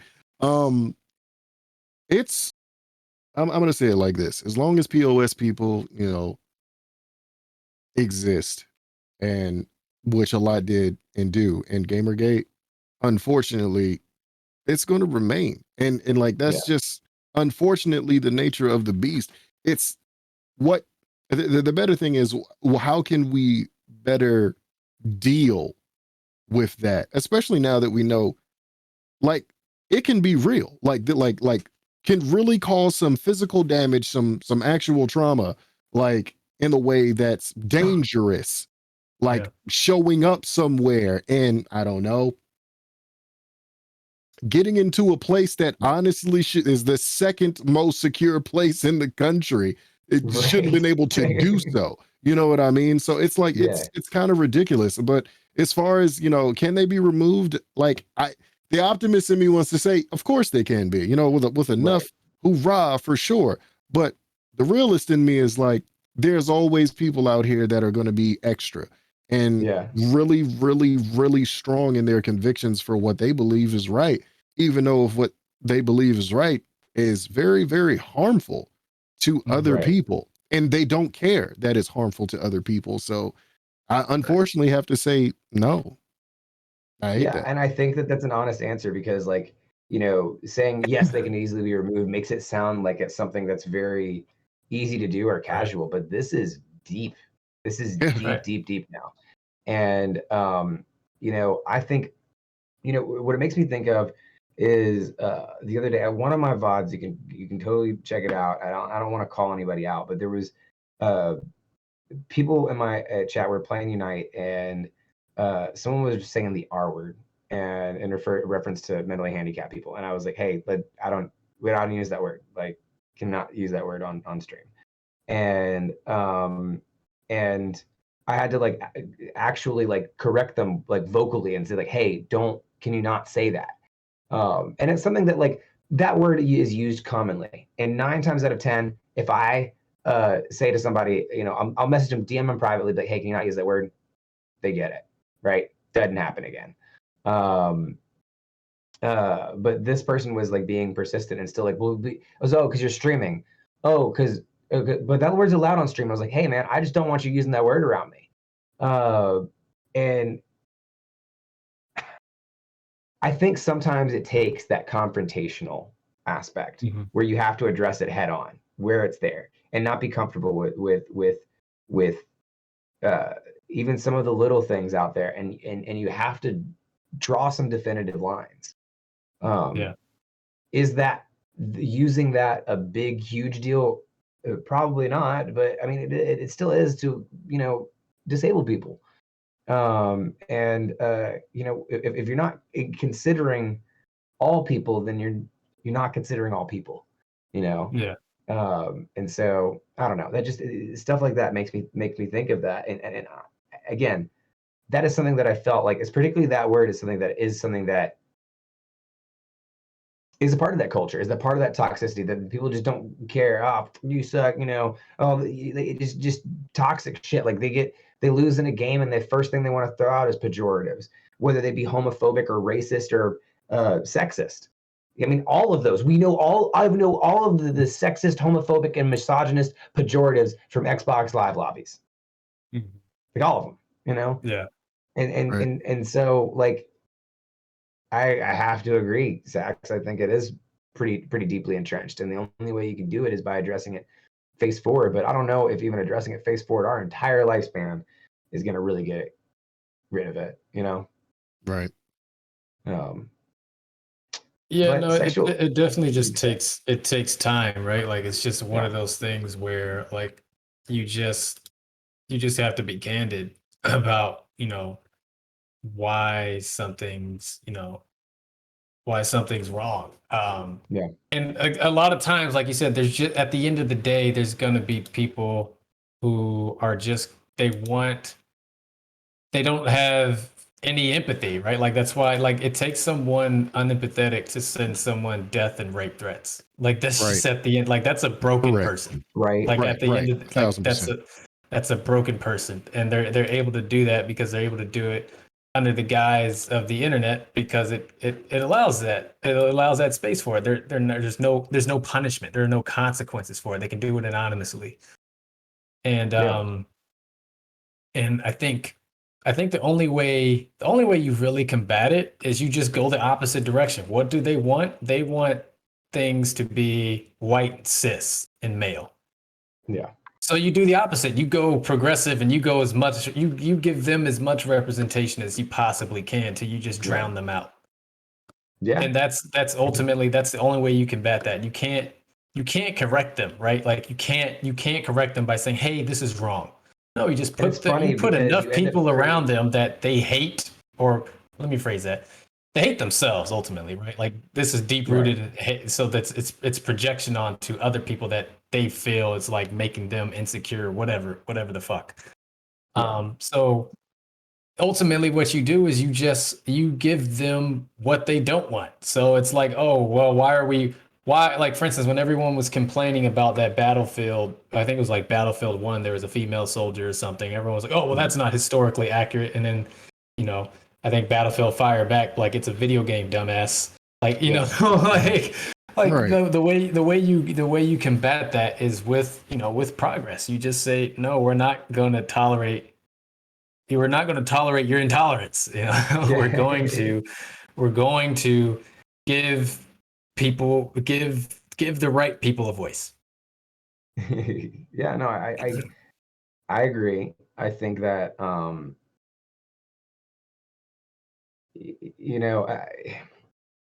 the thing about it is that the push on the Gamergate end ends up creating games where you're trying to, like, you know, as you're saying, flood the market with as much diversity, as much inclusion as you possibly can, right? And so you end up creating, you know, games that are extra queer, extra, you know, diverse, extra, you know, feminist, and it's literally the fucking Gamergate's worst nightmare. Like, it's literally that is, it's like fine, if you're worried about us pushing an SJW agenda, here's us, you know, pushing an SJW agenda. If we're gonna get in trouble for it, might as well swinging, right? You know, right. I think that's interesting. That's kind of been the counter product of it, because I have seen games like that are, you know, really, really focused on those things, and I love that. I do think that it's very much needed. And when you go into those games, you get a breath of fresh air from those games, even if the mechanics are the same, even if it's just another platformer, even if it's just whatever, because of the how much it's separated from the typical games you played before. Right. No, exactly. And I think that's ultimately how you do it, right? Like, you don't do what Ubisoft did with Assassin's Creed. You you know, you do the opposite. You make a female protagonist. It fucking works. Lara Croft was in the 90s. I mean, you know, and she's still super popular today. So it's not, you know, Samus, like, you go down the list, the shit works. I think it's just this lazy, it's a mix of everything from just this lazy monetary safe approach of, well, we want to appeal to the majority because that's where most of the money is. And I think, one, that's irresponsible, and two, that's just not even true. Yeah. Well, sexual harassment isn't the only concern and cause for activism within the video game industry. One other big point that comes to mind for me is crunch, right? We've been talking about crunch in the past couple of years. For those of you who don't know, Kev, can you kind of break down what crunch is? Yeah, crunch is basically, so I'm supposed to contractually work 40 hours a week, and somehow you squeeze 80 to 100 hours a week out of me in order to, you know, meet some unrealistic deadline that you set for, you know, yourself and your stakeholders. And I, the worker, the person who's doing the execution of said whatever deadline this IP is for, had no say in it. Yeah. And essentially, the decision's getting worse and worse, or tighter and tighter, and the deadlines are getting tighter and tighter, and the pressure is getting put on the most on you because you're the fulcrum of that decision, and you're the one that can't push it down the line any further. Right. That's my metaphor. It's like working at a place where you have PTO, but it's frowned upon when you take that PTO. That's also, you throw that in there. Yeah, too. Right. We have unlimited PTO, but like, don't like dip out when we need you, which is every day. Yeah, or any day for that matter. Yeah, right. Yeah. Like, just make sure it's your responsibility to make sure all your work is covered. Okay. Even though we don't have someone else in your position. Dump it on another coworker then? Okay. So now, all right. Now, anyways, I don't want to go down that rabbit hole, but crunch is Sax. Let me ask you this: is crunch ethical? And if not, why is it so common? I mean, it's not. So it's like just to simply answer that question. It's so common because companies feel like they can get what they want out of people. You know what I'm saying? To meet a unrealistic deadline. It's like video game developers and video game publishers. Publishers like, oh, we're going to get this out by X time. The developer's like, well, it's not done. It's not. We need it. You know what I'm saying? Like the ads, like the advertisement's already done. The marketing's already done. We need it yesterday. It's kind of like what we did, and like I think it was the worst moments of E3 when they announced that the Sega Saturn was available that day. Could you imagine the anxiety and stress? Like, bro, this is not supposed to come out for a whole nother like month, 2 months, 3 months. Yeah, and my man just said it's available today. What are we supposed to do? And not only does that put a strain on, well, it destroyed Sega as far as consoles are concerned, but also a strain on all of the retailers, because it's like, yeah, we ain't got it. You know what I'm saying? Because it's like, I know what he said, but we ain't got it. It's really not fair. And I used to work in, animal hospital, and I would watch nurses just burn themselves out. You know what I'm saying? Yeah. I get it, from that standpoint. You know what I'm saying? Because it's like you're dealing with lives and this, that, and the other. So I understand that. But even then, you still need to take care of yourself. And the company needs to be aware. It's like, hey, these are not machines. You know what I mean? Like, these are people. And if everybody in your company decides to say, F you, we're stopping because you're trying to force all of this out of us, they've got to make adjustments. Yeah. And then I think people will go along with it. People will know that it's not ethical, but the ones that are being used, to be specific, they will know that it's not right. They will know that it's BS. They will know that this isn't what it should be, but they will do it because of the opportunity that's been presented to them. So they will suck it up, buttercup, and they will work themselves until they pass out. Yeah. Yeah. And that's unfortunate, and it shouldn't be that way. And not get paid for it too. Exactly. Yeah. That's the thing that's not people understanding. A lot of these people who are working or doing the crunch in game develop, they're not getting paid overtime. Nope. Right. So the philosophy behind it is, well, you're salaried. So technically, since you're not on an hourly pay rate, you should work whenever I tell you. But no, because that's not how a salary works either. Salary isn't the rate in which I produce. You're paying for a couple things with salary. You're paying 1 for my experience and 2 for my skills. Mm-hmm. You're not paying to have it readily accessible anytime you want. Right. Because 1, that's also in an employee agreement. Within most companies, there's something in there that says that you are not contractually obligated to work X amount of hours. And a lot of times it's overlooked. Sometimes it's not. And I think that's why a lot of people are, trying to unionize. And that's why a lot of these companies are afraid of unionizing, because I mean, man, if you're paying someone a salary rate to work, 80 hours of pay period, and you manage to get double out of that, you just got yourself 2 employees in one for half the price. Right. So of course they don't want to give that up. Yeah. Of course. Can we complain about Crunch and Nightmare Sonic at the same time though, Kev?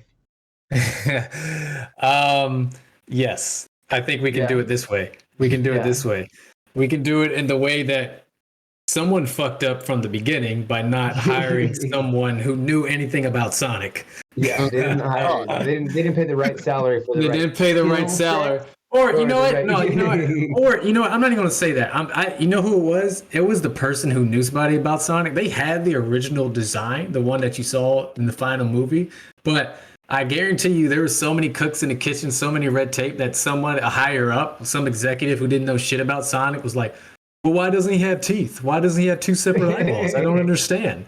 Hedgehogs don't look like that. Yeah, there's just one designer that's like, you don't want to do this. He's like, dude, this isn't Sonic. But like as I've learned from working, especially as a creative, you make them, whoever the client is, whether it's your boss or actual client, you make them say no to themselves. Unfortunately, this came back on them. But again, I don't think it's on, it's not fair to the person that designed it, because I can guarantee you, I'm just going to generalize here that most graphic designers, especially 3D artists, know who the fuck Sonic the Hedgehog is.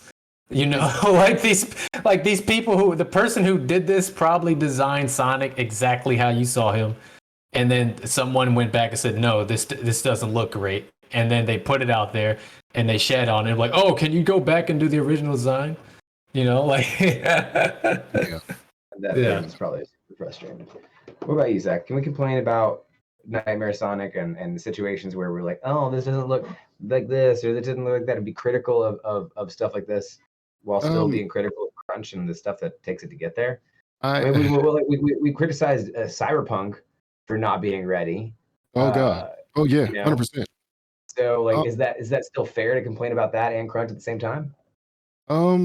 Yeah, I would say so, because when you're working somebody like that, it's crazy, and you get like, when you do Crunch stuff, sometimes you get the end result that is the initial release of Cyberpunk 2077 and Nightmare Sonic, because you haven't had enough time to really go over and say, hey, is this fleshed out? Is this exactly what we need it to be? Is this the product that we want to present? Because if you don't do that, what you run the risk of doing is damaging your reputation, which is all you have as a company.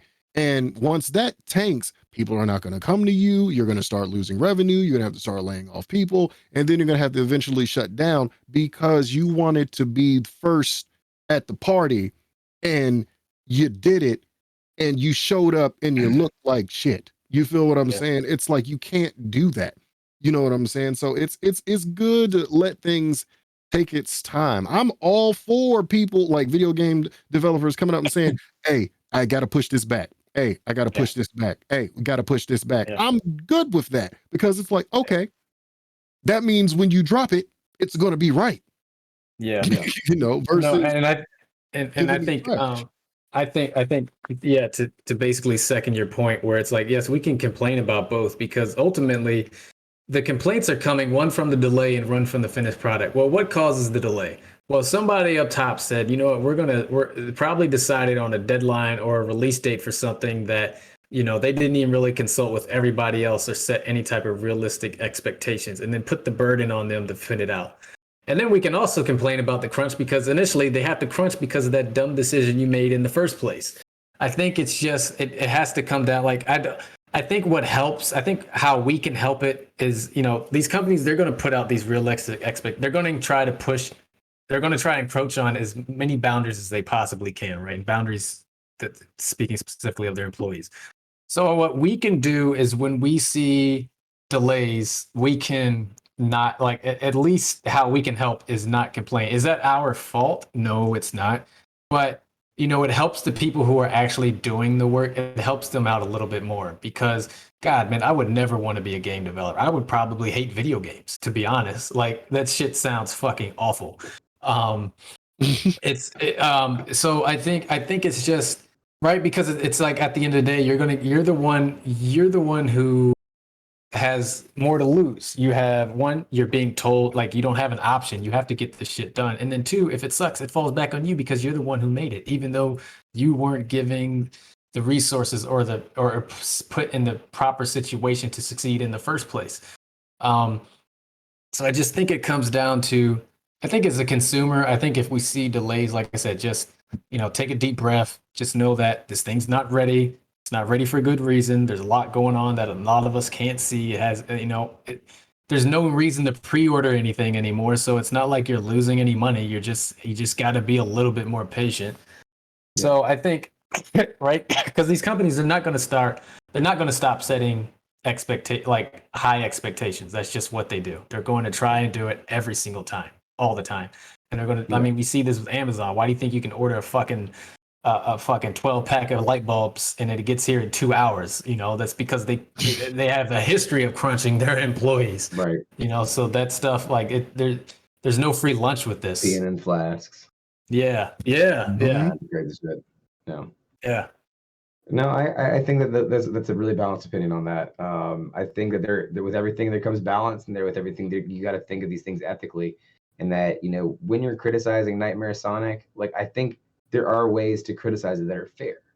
Yeah. But just realize that there is a person behind it that did develop that. And, you know, approach that situation with that kind of empathy. Yeah. As long as you do that, I think that most rational people are going to make the right decision, you know? Yeah. So moving the timeline even further to the most recent Blizzard controversy and back to kind of the sexual harassment situations, you know, and we did discuss this a little bit earlier. People are asking for gamers to not cross the digital picket line and boycott Wizard games.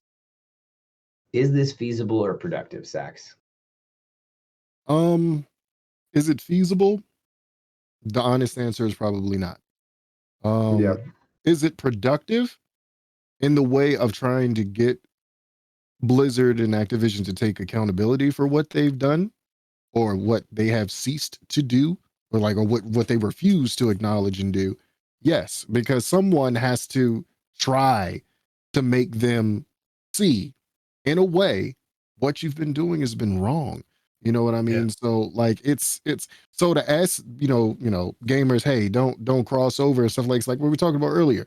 I already own this. So I'm already across the line here. The picket fence wasn't up, the picket line wasn't up yet when I had this. Yeah.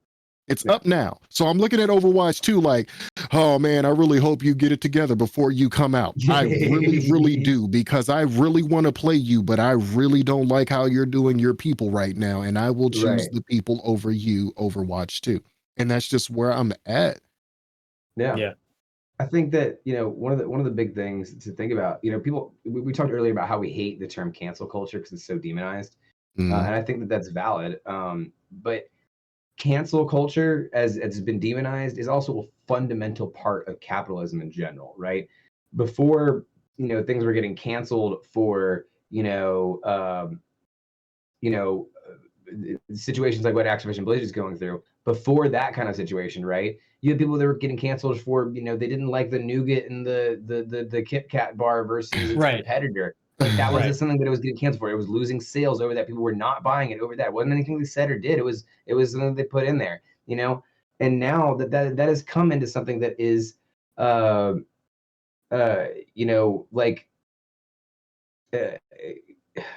I lost my train of thought. But like, as far as the capitalistic entity of that, it's a critical part of how capitalism works. You have to have these decisions that you make as a consumer. And as I said earlier, you're voting with your dollar and you vote more with your dollar than you ever do with a paper ballot. And so when situations like this come out, I do think that you have to, as soon as you're cognizant and aware of it, you have to take these into your financial decisions and, decide whether or not you want to, give any of your money towards that. If you make an honest mistake, that's one thing, right? If you didn't know this was supported by Activision Blizzard and all that stuff, and then you went for it, that's one thing. But if you know it and then you're like, but I'm gonna go give them money anyways, just willingly turn a blind eye. Yeah, that's when you're being apathetic, in my opinion. Yeah, I think yes. I think at today's standard, it's very there's so much overlap with things, right? Like it's very hard to be a responsible, good person, right? But at the end of the day, when you know something and you know that doing something or not doing something could really affect any type of change, whether it's big or small, and you just ignore it and choose not to do it anyway, that automatically makes you complicit. Right. Yeah. Kev, when it comes to this issue, though, it seems like it's a very cyclical nature, right? We talked about Gamergate at the beginning here, and this is like Gamergate 2.0, right? Like that's what this is. Does this recent lawsuit present enough attention to actually change things, or do you think that this may be just another fruitless endeavor like Gamergate was? No, I don't think so, because this didn't involve the state, right? Like this didn't involve a massive lawsuit like that. I think anytime the stakes get this high where there's like actual legal ramifications at play, I think this is bigger than just this isn't just necessarily a movement anymore. This has become an actual legal issue. So this is where ultimately where Gamergate was trying to get to, and where it should have been a long time ago. But it's here now, and I think one side of Gamergate. right. And I think this is going to hopefully set the precedent going forward and hold a lot more of these companies accountable for, for lack of a better word, just misbehaving. Yeah. Any final thoughts, Sax? I'm just gonna go ahead and ditto the good old Toddly Awesome there. I'm right there with him. Like when it comes to that, it's gotta be dealt with. That's where I'm at. I feel you. Well, that about does it for our deep dive today. Activism in video games. And that takes us right into our top Zen, which has absolutely nothing to do with activism, and more has to do with how pissed off we were last week watching Jeff Bazeos fly into space. Finally, will answer the question that's been on everyone's mind. If Jeff Bezos is so rich, why did he make his spaceship look like a dildo? Especially when there's so many cool spaceships to choose from. Like, he's got a lot of money. He could choose any cool spaceship to choose from, and he chose a fucking dildo. So many, in fact, that we made a list. What a shocker. So, as Kev said at the beginning, here's our top 10 favorite spaceships we'd love to see Jeff Bezos blow up in. And I'm starting off with number 10, the Planet Express, also known as Bessie in later episodes of Futurama. This electric mucus-colored vessel was built by Professor Farnsworth. Good news, everyone! You beat me to it, damn it. As the kooky professor is, so goes the ship, complete with a lion cage, a morgue, a jungle room, a panic room, 3 separate emergency rooms, a soundproof shower, and a sauna. This bad boy is really the total package for Fry in the game. Did you know that this ship was designed with an overbite just to look like all the other characters? I didn't know that. I did not know that, why. but now I see it. No, right? I noticed the design, but I didn't know that it was made so it could be like the other characters, though. That's genius. That's brilliant. Yeah. Wow. Planet Express definitely deserves that number 10 spot. What do you guys think? Oh yeah, for sure. I'm glad it's on the list. Every time I see that ship, I automatically like the opening credits for Futurama start. Yep. Mm-hmm.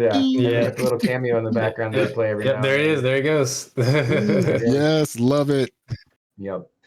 But it's not as legendary or as iconic as number 9. Well, maybe not as iconic, because the number 9 is one that kind of gets forgotten. But when you think about it in this list, it definitely belongs. What's number 9 on the countdown, Kev? Yeah, number 9, we've got the RLS Legacy, a literal pirate ship. Solar-powered RLS says it stands for Royal Light Ship, but it's actually a nod to the author of Treasure Island, Robert Louis Stevenson. The ship survives a literal black hole and takes Jim Hawkins from Crescentia Spaceport all the way to Treasure Planet. How badly did Treasure Planet fuel your space pirate fantasies as a kid, Dodd?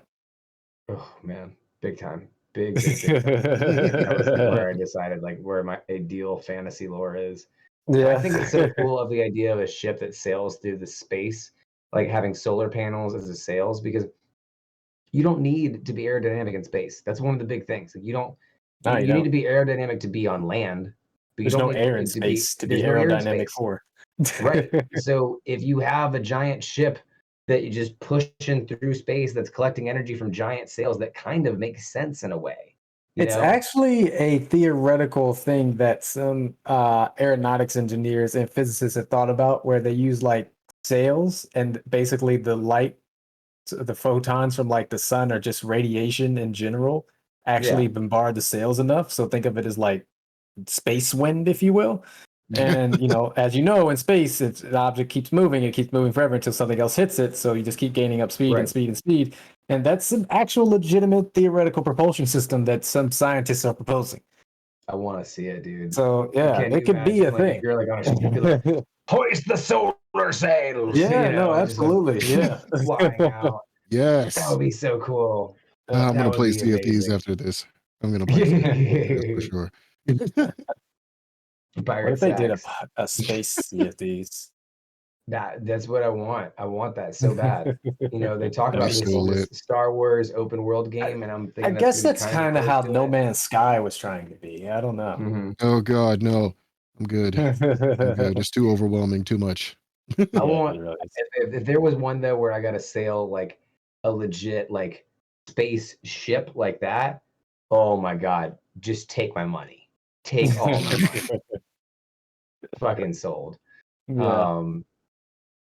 Number 8 on the countdown may not be a pirate ship, but it definitely has the name of a pirate ship. What's number 8 on the countdown, Sax?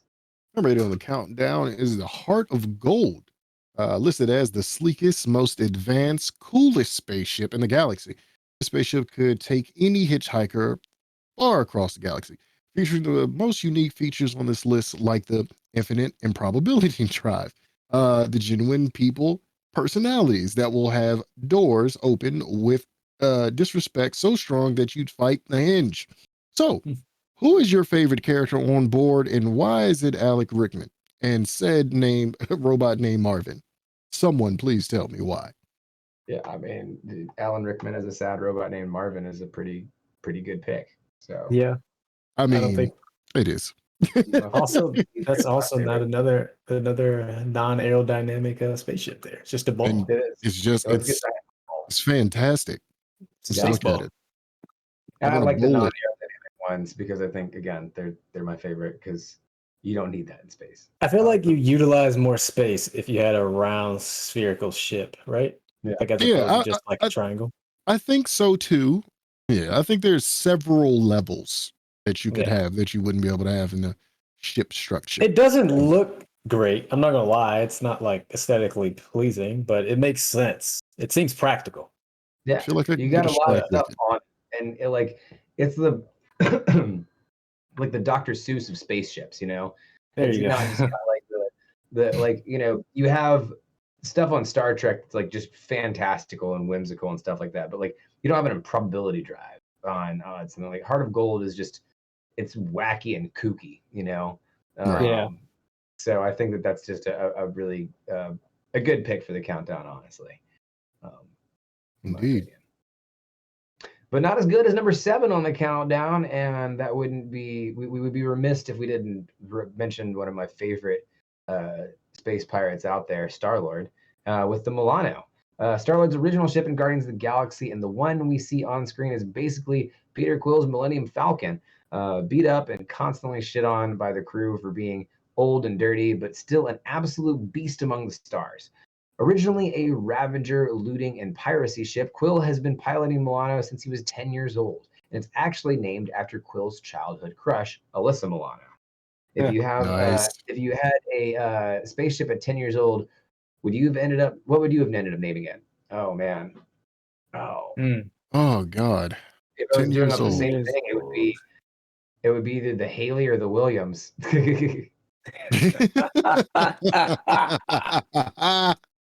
That's a good one.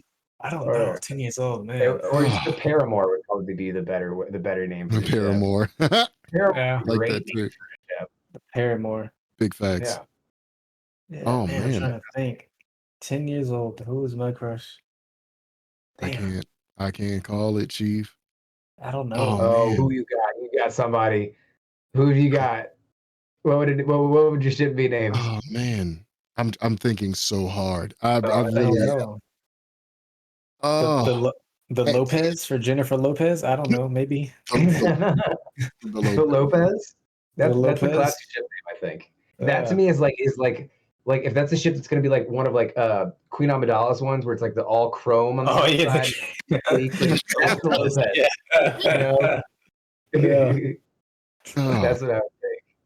think. You got last one. I might have to say the Spider-Man. the Simone, like for real. Like Raven Simone. Like she was, that would be a good name for a ship too. The Simone. Yeah, for sure. That's a good one. I like that name. I like that one. The Spider-Man. So when we get our ships in Starfield, when that comes out from Bethesda, we'll all have our names picked out. Yeah. The Simone. Nice. But our countdown will be remiss, especially if y'all are on this show, if we didn't mention number 6 in the countdown. So, Kev, take it away. So happy I got this one. Yes, coming in at number 6, the SSV Normandy. Both of them, to be honest. Mass Effect's most iconic ship, the Normandy, has 2 builds, SR1 and SR2. The OG Normandy is an advanced prototype commissioned for stealth and Guardian General Area Defense Integration Anti-Spacecraft Network. A flex of an acronym, Normandy really finds her groove at the SR2. They perfected it. In Mass Effect 2, she's equipped with enhanced defense intelligence. Edie, gotta miss her. And in Mass Effect 3, she's given an onboard AI that makes her a full crew member. Loved it even more. Inspired by the Even Hawk at Star Wars Knights of the Old Republic, the BioWare staple is a fan favorite. Did you know the SSV never appears in game because upside down it would have said S? Yeah. So you don't see it on the ship. I've never thought about that. That's how you know it's in distress when it's upside down. Down like and just ass flashes. You know what? I wonder if they did that. They had done that on purpose, right? Yeah. Like you just were thinking, like, because I saw the other day where someone like that electric Hummer that's coming out, there's a thumbs up on the bottom of it, so if it rolls over, it's thumbs down. So like, that's hilarious. Who designed SSV Normandy was like, yeah, if the ship is under siege and it's upside down, it's condition ass. DEFCON ass. That's where we're at. DEFCON ass. Level ass. Honestly, that should be what it is. Can't take much more.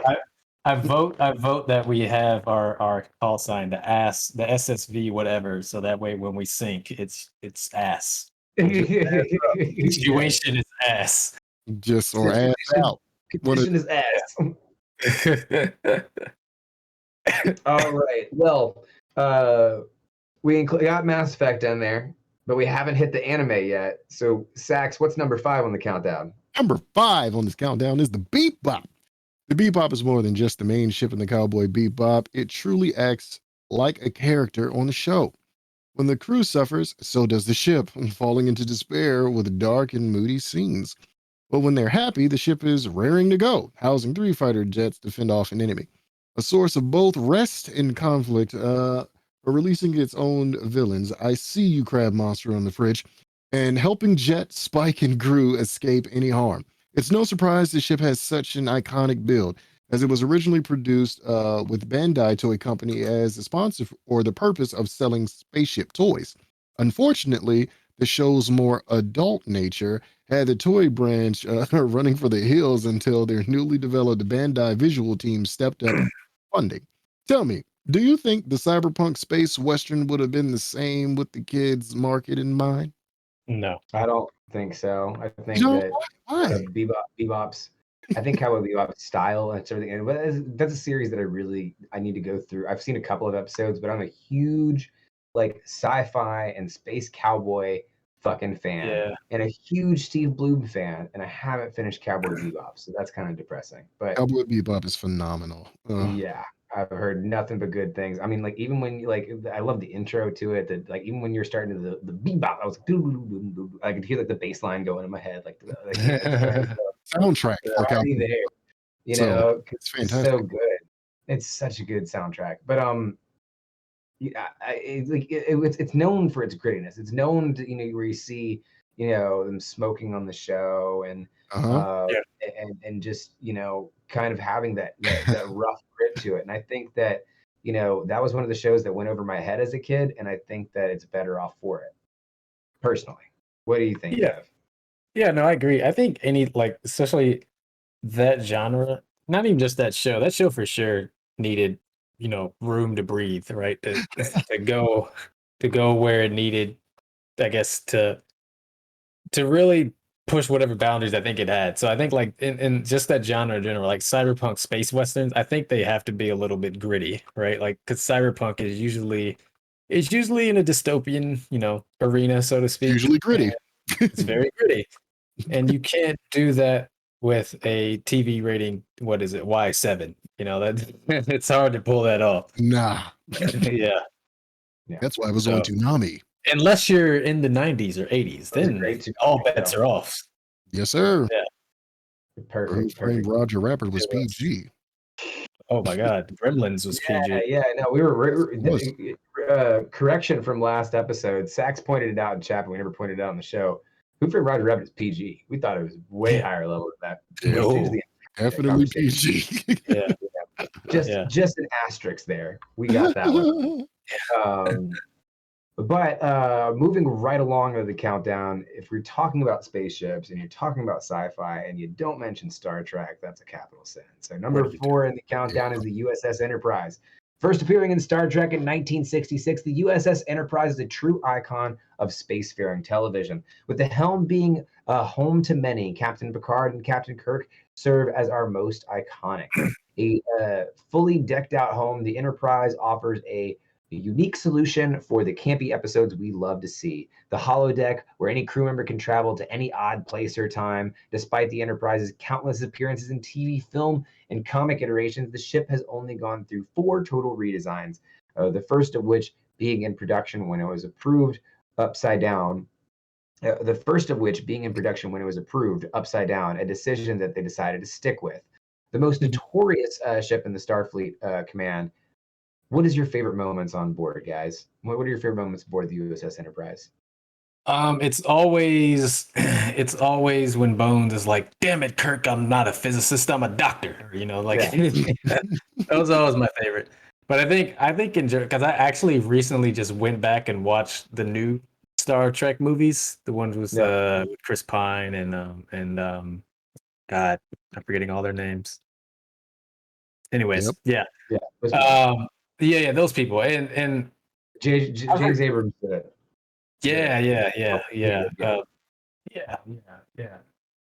Zoe Saldana, that's her. She's in it. There you go. Actually had a really stellar cast when you think about it. Keith Urban. Now these names are coming to me. Anyways, I think those are always my favorites, right? And then just like the bullshit that Kirk tries to, pull, like he's always shooting from the hip, but somehow it always works out, right? Like, like the whole. I mean, it wasn't necessarily on the Star Trek, but just like when they were doing the Kobayashi Maru, and Spock is like, it's not supposed to be solvable. You're supposed to, figure out how you'd respond in an unwinnable situation. And Kirk's like, I don't believe in unwinnable situations. Really, My favorite situation is every time that Riker tries to sit down on a chair because he can never sit in a chair properly. He's always got to do something weird with it. No matter where the chair is or how it is, which he doesn't realize it. And I don't think it was intentional, but that's big bisexual energy. Big bi. You can't sit in a chair right. Just never sit in it. It's big bi energy. Just saying. Not saying he was bi, but that just put out a lot of big bi energy. Signals and alarms. Signals. They're there. But Sax, what is your favorite moment on the Enterprise before we move on? Don't have one. Don't have one? Not a big Star Trek fan, man, unfortunately. Maybe that's because you're a Star Wars fan? Yeah. And so we've had Star Trek and Star Wars on the countdowns before, and Star Trek got ahead of Star Wars, so we've had to even it out with this countdown. So tell them what number 3 on the countdown is. Number 3 on the countdown is the Death Star. Yes. A ship so massive it'll have you saying, "That's no moon." This Star Wars monster is a loading dock for the Empire and nearly 2 million people. 600K plus troops, 200 pilots, 78K support, and 26K stormtroopers and their families. The comic book account shows it had malls, parks, and rec zones to function like an entire country, powered by Kyber crystals, the same to fuel lightsabers. The Death Star has a super laser with enough energy to blast through entire planets, garnering the nickname Planet Killer. Its major weakness, the center seam stitch trench that leads directly to the exhaust ports. Unfortunate. How do you think the Death Star holds up to the Millennium Falcon in fandom? Yeah, so it was a debate on the Star Wars pick, what gets the biggest space vehicle. And I think the Death Star is one that was really unique for its time. No one thought about like a giant space planet kind of thing, or a spaceship that was a giant planet kind of idea. It was a giant laser attached to it. And it's only been emulated since, right? They tried to do Death Star 2 in like the sequels, and like, oh, we got a bunch of Death Stars, we got a bigger Death Star, Mm-hmm. And so the idea has been chased over and over, but like nothing was nearly as threatening and as ominous as the Death Star. And it created its own atmosphere, So what do you guys think? How does it hold up to the Millennium Falcon? And Millennium Falcon is the classic ragtag, starfighter ship. It's kind of like the good guy UFO. Right. 100%. I think you have to put it on don't get me wrong, the Millennium Falcon's iconic. And I mean, if you're asking me which one I'd take, I'm taking the Falcon all day, obviously. Yeah. Yes, sir. But the Death Star I think it commands respect. Right. I think that's why you have to take it, right? Like there is no Star Wars movie without the Death Star, really, because they have to defeat it twice. Right. Yeah. If I'm thinking like which one I'm going to pick as a vehicle I want to operate, obviously I want to operate the Millennium Falcon. Get out of there. Yeah. There's the Death Star. That's like it probably doesn't move very fast. I would assume. I don't think so either. Because it's destroying other planets. I'm not in a big galactic, dick swinging competition like Darth Vader. For sure. So but I think that the Death Star, if you're going to look at different ships that kind of really shaped up things and ships that we'd love to see Jeff Bezos blow up in, I think Death Star is it's definitely one of the more unique ships on this list for sure. There's not, I think they're all unique, but some of them, you could kind of blend. You're not going to forget what the Death Star looks like. Yeah. Yeah. And speaking of unique ships, one of the most unique sci-fi series out there comes in at number 2, because if you're going to talk about spaceships and you don't talk about the one with some of the most attitude out there, it's number 2 on this countdown. What's number 2 on the countdown, Kev? Right, Dad. Number 2 on the countdown is Serenity. Described by Joss Whedon as Firefly's 10th character, Serenity has lived well past its too short lifespan on the show. Having made appearances in Battlestar Galactica, the miniseries, and the Star Wars webcomics, it's no surprise that fans have become so attached to the star-faring vessel. Being the source of the name of the show, this Firefly-class transport ship was sourced from a used shipyard to make some money for Mal and Zoe after the future Civil War. While every other character makes a point to shit on Serenity every turn, this load of worthless parts, unattractive garbage transporters was the home of many of favorite space pirates with endearing traits only a pure millennial could attach onto. What would you do for the Klondike bar that would bring back Firefly for more seasons? I don't know. I think at this point, who do you put at the helm? Josh Whedon? That's that age, Yeah. One of the things I do like about Serenity, though, is the series is called Firefly, and Serenity looks like a firefly. That was maybe J.J. Abrams could take over. I think he'd do it. He does. Maybe J.J. Abrams could take over. J.J. Abrams is the man. Yeah. So. Can't believe I'm saying that after Last Jedi, but look how far we've come. Yeah. Look, he's had some misses, but he's still got Westworld under his belt. He's rebooted Star Trek, Cloverfield, Sax, have you ever got a chance to check out Firefly? Actually, I've never got a chance to get into any of this, unfortunately. One season. Just one season? I need to check it out? Yeah. It's literally just one season. Okay. Yeah. Okay. So just got to check it out the one time? All right, for the one time. I might have to do it. It'll be on my bucket list of things to do. It's an epic one. And it makes no sense why it got canceled. It makes no sense why it got canceled. Yeah. But it is absolute. Had to make it on that list because it just got so much attitude. And Sax, once you get a chance to check out Firefly, I think you'll agree with me too. Okay, yeah, for sure. I'm looking forward to it. Give me something new to view. Oh yeah. But I've got to take us home for number 1 on the countdown. The GOAT of all spaceships throughout time and space has to be the time and relative dimension in space. Of course, I'm speaking of the TARDIS. The TARDIS is Doctor Who's most recognizable character, carrying the Doctor and various companions around up, around, and wherever. The beauty has everything that you could need, from defense to offense to killer costumes. After all, it is bigger on the inside. While our TARDIS isn't the only TARDIS out there, this is the vessel for the time and relative dimension in space, and does share a unique bond with the Doctor, allowing us to see that she is, in fact, a sentient being. There was a couple episodes where the TARDIS actually becomes a sentient being and expresses, like what she thinks and how she feels and all that kind of stuff. And it's pretty crazy. When written back in 1963, the famous blue police box image was meant to blend in, but to keep up with licensing and not destroy the show continuity, the TARDIS is now broken, and the blue police box is now a permanent malfunction. So basically what happened is, in one episode, TARDIS malfunctions and stays up as a police box, right? And I think they did it for like to save money on a couple episodes, something like that. But to keep continuity, they've kept up with it, and so it's become kind of a signature thing. My question to you is: TARDIS is a police box, but when will TARDIS finally say ACAP? You know, it's funny.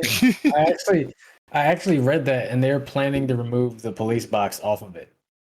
Oh, really? Yeah. Wow. Yeah. So it's something that's actually happening. So maybe I joked into a point. I think so. Yeah. There it is. Yeah. That was timely, sir. That was timely. Very timely. Yeah. Yep. Says Doctor Who will no longer use a police box for the TARDIS. I know that you guys aren't big Doctor Who fans, but the TARDIS is such a cool spaceship because one, like it's an entire, like it's a pocket dimension, right? The whole idea of the ship exists within a pocket dimension, and the only reason, of course, it's a police box is just because of a glitch that made it stay as a police box. But a normal TARDIS would blend in wherever it goes. Similarly to, not too different from the TVA when they come up and they have those things and they walk in and out. Gotcha. It would be pretty much like that, except they would be walking into their TARDIS and then back out into the universe. And that idea I've never seen played with as a spaceship. And so, and with it, the TARDIS is, its own personality, its own thought. It's like a living machine. It's evolved with the Doctor. When the Doctor regenerates, so does the TARDIS as well. Like there's a very kind of codependent relationship between the Doctor and the TARDIS that's pretty unique, and that to me is why it really is the GOAT of all spaceships. What do you guys think about the TARDIS? Yeah, I think it has to be here. I think my GOAT spaceship personally would be, bias aside, the Death Star. I would say the Normandy, but that's obviously a little ridiculous. But right.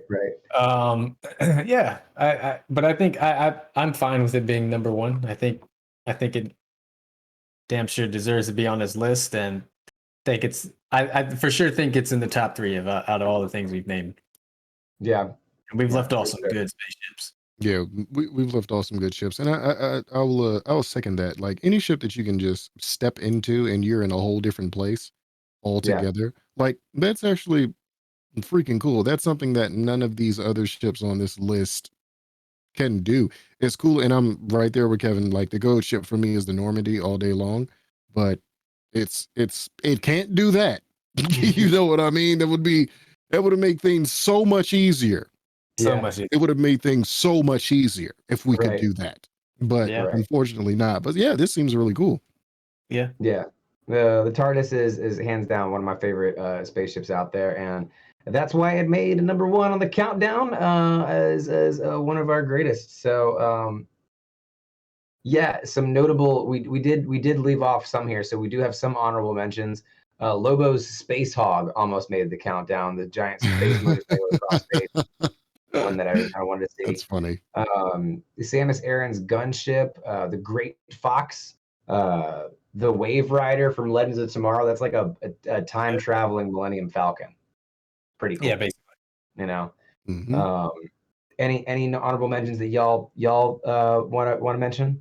The Ebon Hawk, and like we talked about that when we were talking about when we came up here and talked about the Normandy. From the KOTOR series, the Ebon Hawk was the shit, and then it moved on from KOTOR 1 to KOTOR 2 Sith Lord. So, like it was pretty iconic, for sure. Yeah. But the Millennium Falcon exists, so most people are going to lean towards the Millennium Falcon. So that's fair. No, I feel you.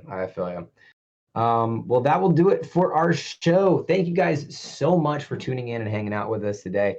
Savage Patch Kid, Caper Doodle, Nips Play Games, Totally Awesome, and Fox Guy. You've got a number in there as your name, but we'll just call you Fox Guy from right now. Because I don't know what number that is. But anyways, thank you guys so much for hanging out.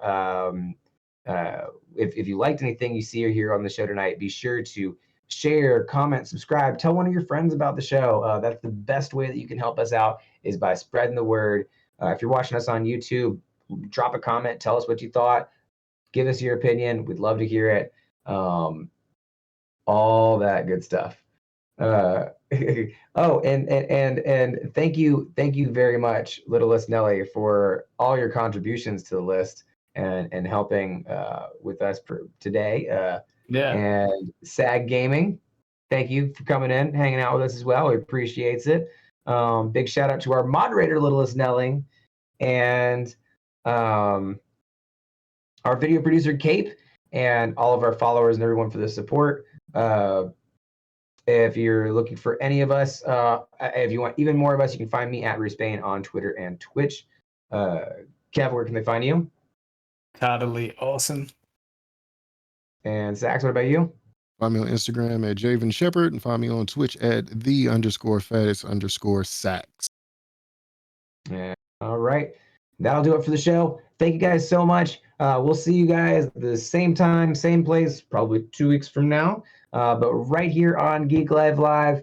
Until then, there's more Free Game Fridays and Saturdays, and maybe even more stuff to come in the future. So stick around, join the Nerd Herd, do all the things. We'll catch you guys next time. Catch you later. Bye. GGs. Bye, guys.